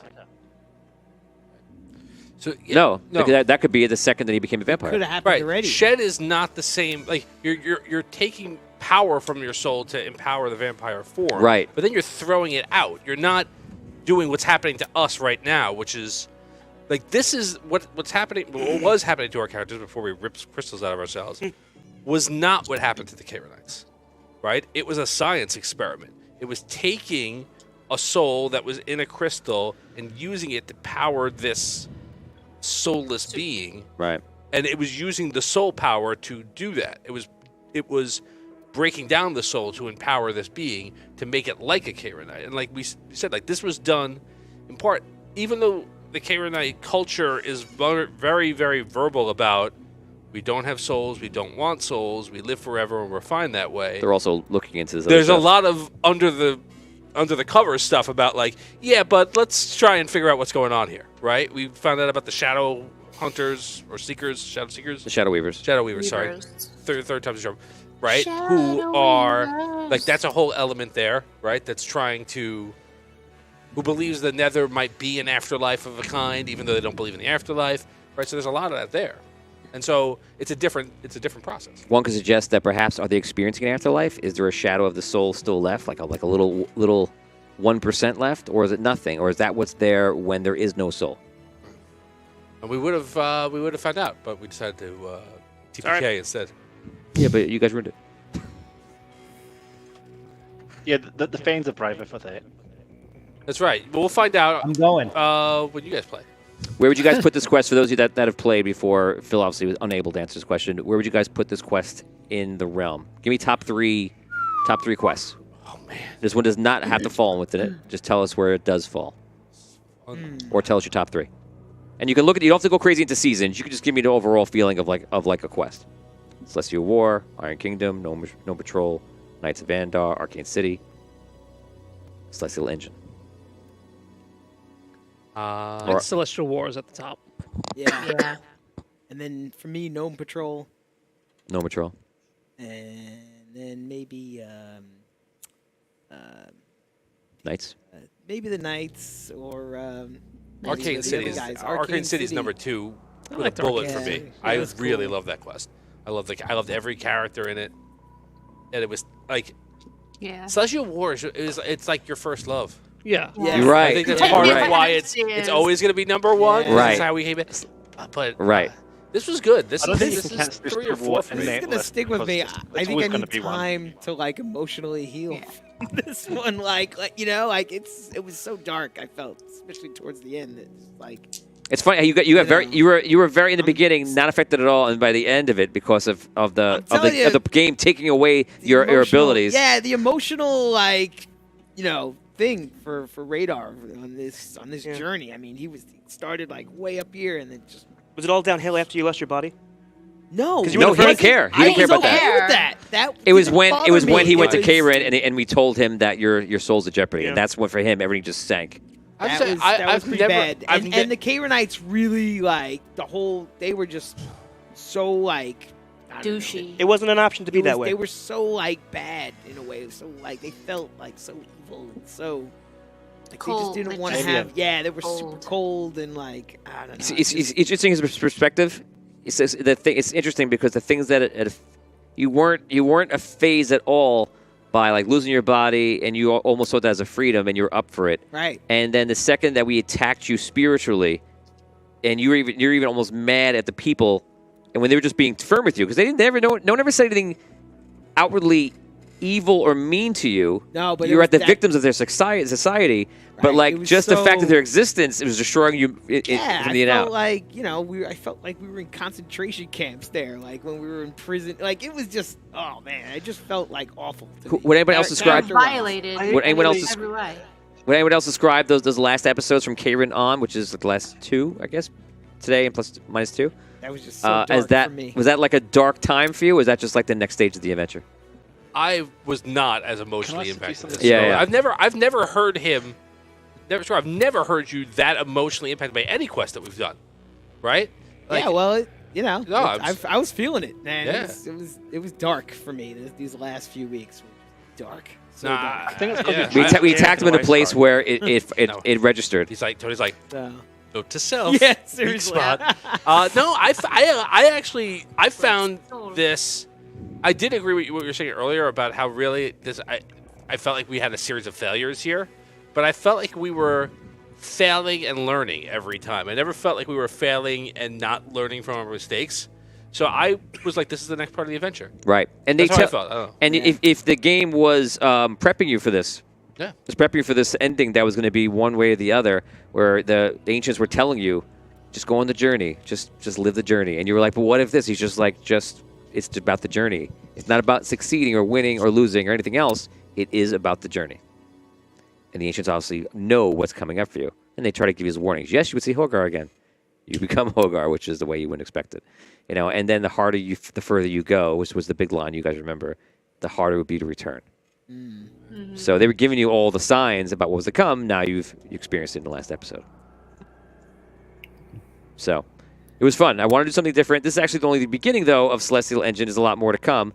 But you got the summary first season where we go forward. And I obviously didn't know which way you were going to go. And now, as we end today, I will reveal to you the next chapter, Season 2 of Celestial Engine. This is so you can make your characters up. You guys begin in a future. I'll give you the amount of years. It won't be so many, but it will be in the midst of this war between Kayrin and Andaria. There'll be no clear winners or losers. You guys will be a part of a emerging planetary fleet. And your base will be on the moon. So Andaria, with the gnomes' help and all such, and Crystalborn will have made that moon, Salvation, into a functioning base that's orbiting the planet. And you guys will be a part of that team. And you'll have abilities similar to you had this one. This quest is kind of like the Teach You quest, the Teach You season for the next stuff coming up.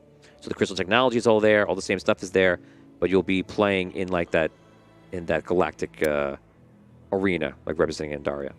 So is it like a 0 week, session 0 next week, or no? We could do that. You guys could choose. Do you want to do something? Damien needs a break. Do you want a week off? Want a down week? I'm okay. I mean, whatever you guys want to do, I'm fine. We could do a character building week. Perhaps we can make it like a light week, and then we could start the next week after that into season 2. Sure. Sounds good. That's fine. Okay, that's what we'll do. Do you guys like that story?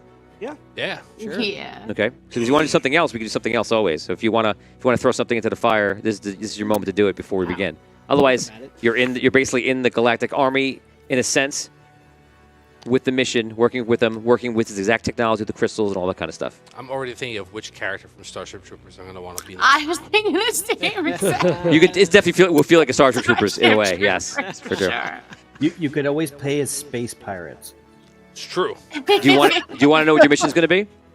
Sure. Yes. Survive. Yes. You're going to infiltrate Invade Karen. the Fortress of Zir. The outpost.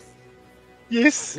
Yes. In the future, it will be seen that this battle is getting larger, the scope's getting larger, and somebody needs to make a play to win. And the Fortress of Zir, which is a stronghold that is floating in space near the planet, has been dormant for an extremely long time. It is known that anyone who could take control of the stronghold, this stellar fortress, would 100% control the Andarian system. It'll be your mission to go there as Star Seekers, because it'll be revealed to you immediately that you are Star Seekers. Your soul will not be entrapped, though. I missed that last sentence. Sorry. It'll be revealed to you that you're Star Seekers. Oh, damn. And they can tell that, like, someone's gonna be like, "Why am I chosen?" Like, well, this is about who you are. Star Seekers. Oh. I don't like No, it. Star Seekers does not mean that you have to have a crystal in you. That's why I keep thinking you. I killed myself though. Oh, that was you killing yourself. But I killed myself. I'm out. He just wants another redo. Let me just redo. Well, I'll get the next one. You're a dragon hunter. No. I don't want this dragon. Hunt goblins. No.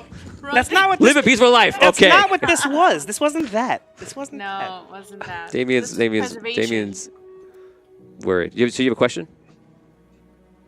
Oh, sorry, misheard that. Wyman just was asking if they've got any ideas what they're wanting and do they want some help to build them. Let's give them some time, and then they can think about it, and you can feel like, yeah, absolutely. Bring in Richard, and then you guys can figure it out. We can do it live next week on the Wednesday if you want to do like the whole building section. But I would pick your characters, and you absolutely need to know the the few professions you're going to go into. I know what I want to do already. And I think I'll probably empower them more. I'll probably go further down the chain. Like right now, you guys are at how many experience do you have? 5,000 something. I think I'm at 6 something. 6,000. Just So over we'll probably start you at around like 10,000. Okay. Whoa. So you can go 10,000 experience in, Holy and moly. you'll be God. you will be people that have been kind of like bred for this, and finally your mission's been revealed. I know what I want to do. I'm going to ask you about it. I'll ask you about it later. Yo, cool. So that's it. And I thought, by the way, there might be a chance that you would leave your soul out of the situation, not do it, and just be dormant, waiting for your friend to come around. What do you mean? I thought you might like take your soul out and then go somewhere, try to save it, and try to re-enter the game. Oh. I thought that's one of the things you were going to do. I had that on my list. Would I be able to recognize them, though? Yeah. Yeah, you would be, because somebody would know and they would tell you. The Star Seekers would tell you. Oh. Yeah. So that was, I thought that might be something you do.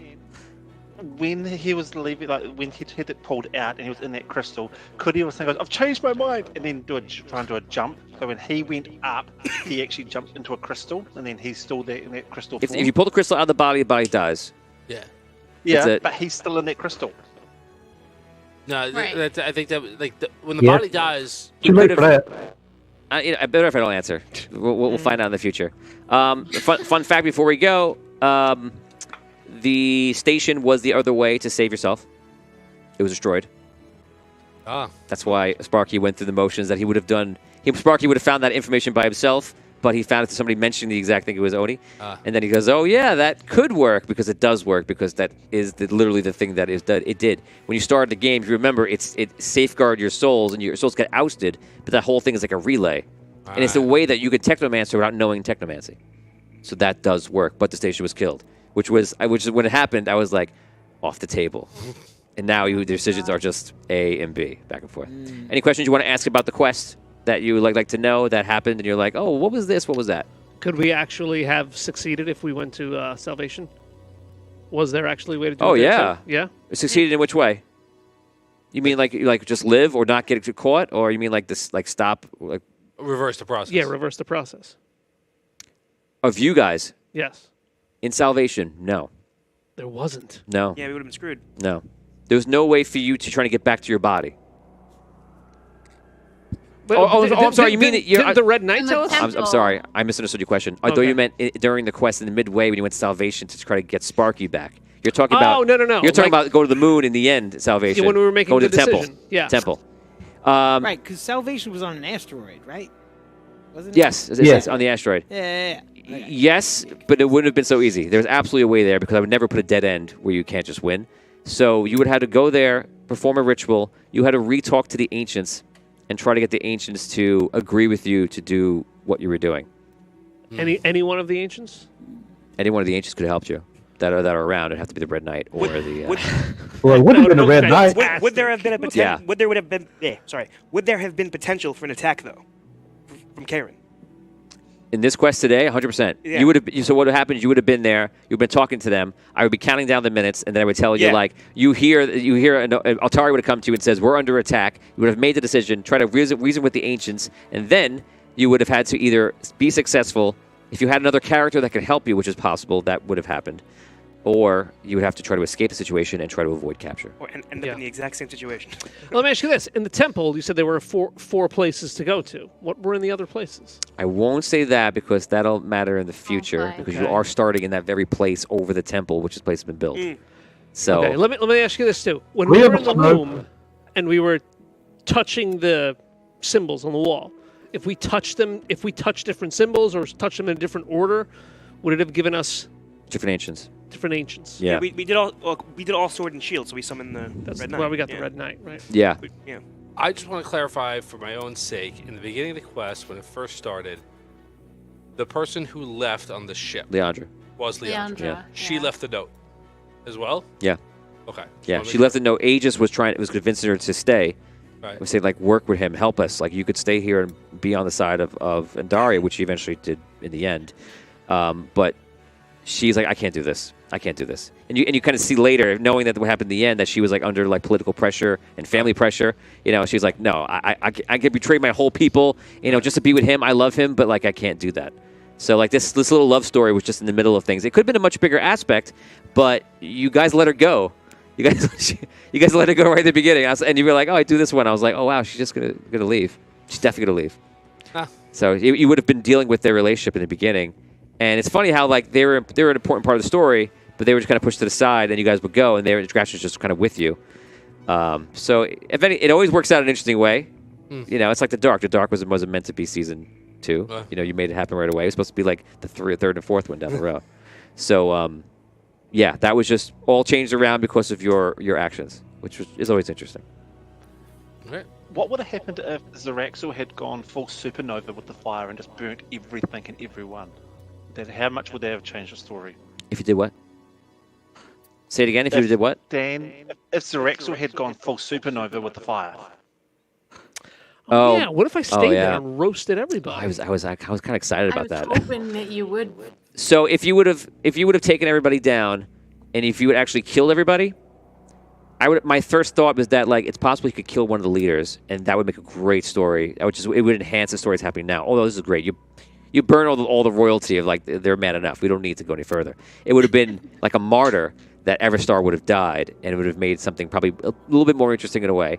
If you would have wiped out the entire leadership there, Bardot would 100% move into all the citadels and take them all back and take that and try to make more of a play.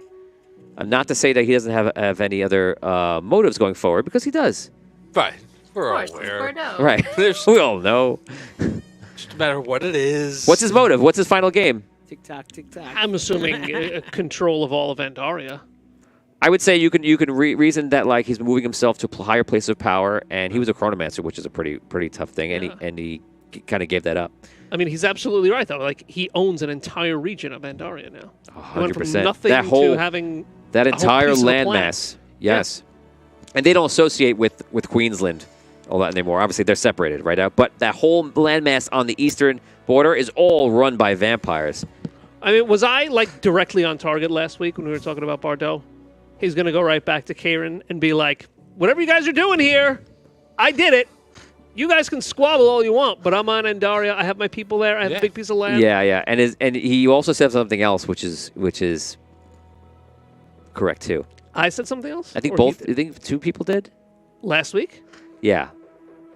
where I think one of us said he's kind of like starting to go to endgame now.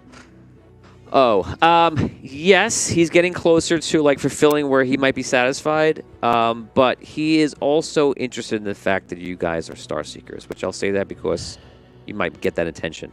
Not that he wants to kill you or anything like that. No. But he's interested that you're Star Seekers, and like now he knows who you are, and it's like, ooh, that's good. I know that. Well, I mean, I think he knows, considering our history with him, that he can use us to further his own ideas. So now he's like, oh, these That's kind of- souls are manipulatable, so let's keep them on the table. It's so like, it's like you're here writing with me. it's like I could always go back to these guys and use them for my own purposes. Okay, let's end the show. What does It's too close. It's too close. Yeah, that know, he's he- absolutely wants. He's using things for his game. So 100%. He's done that already. Yeah. And that's kind of what he's doing. It's just more of that. Yeah. You know. So what does he want? Ultimate status. Maybe he wants to be ruler of Kairin. Maybe he wants to be ruler of Andaria. So Or does he want to be the Maybe ruler of the whole both. system? Yeah. maybe he wants to rule the entire system. Absolutely. Cool. Maybe yeah. it must be Andar. Do you guys like Bardot? I love Bardot. I think that I was actually role playing this morning my character, like what he's thinking.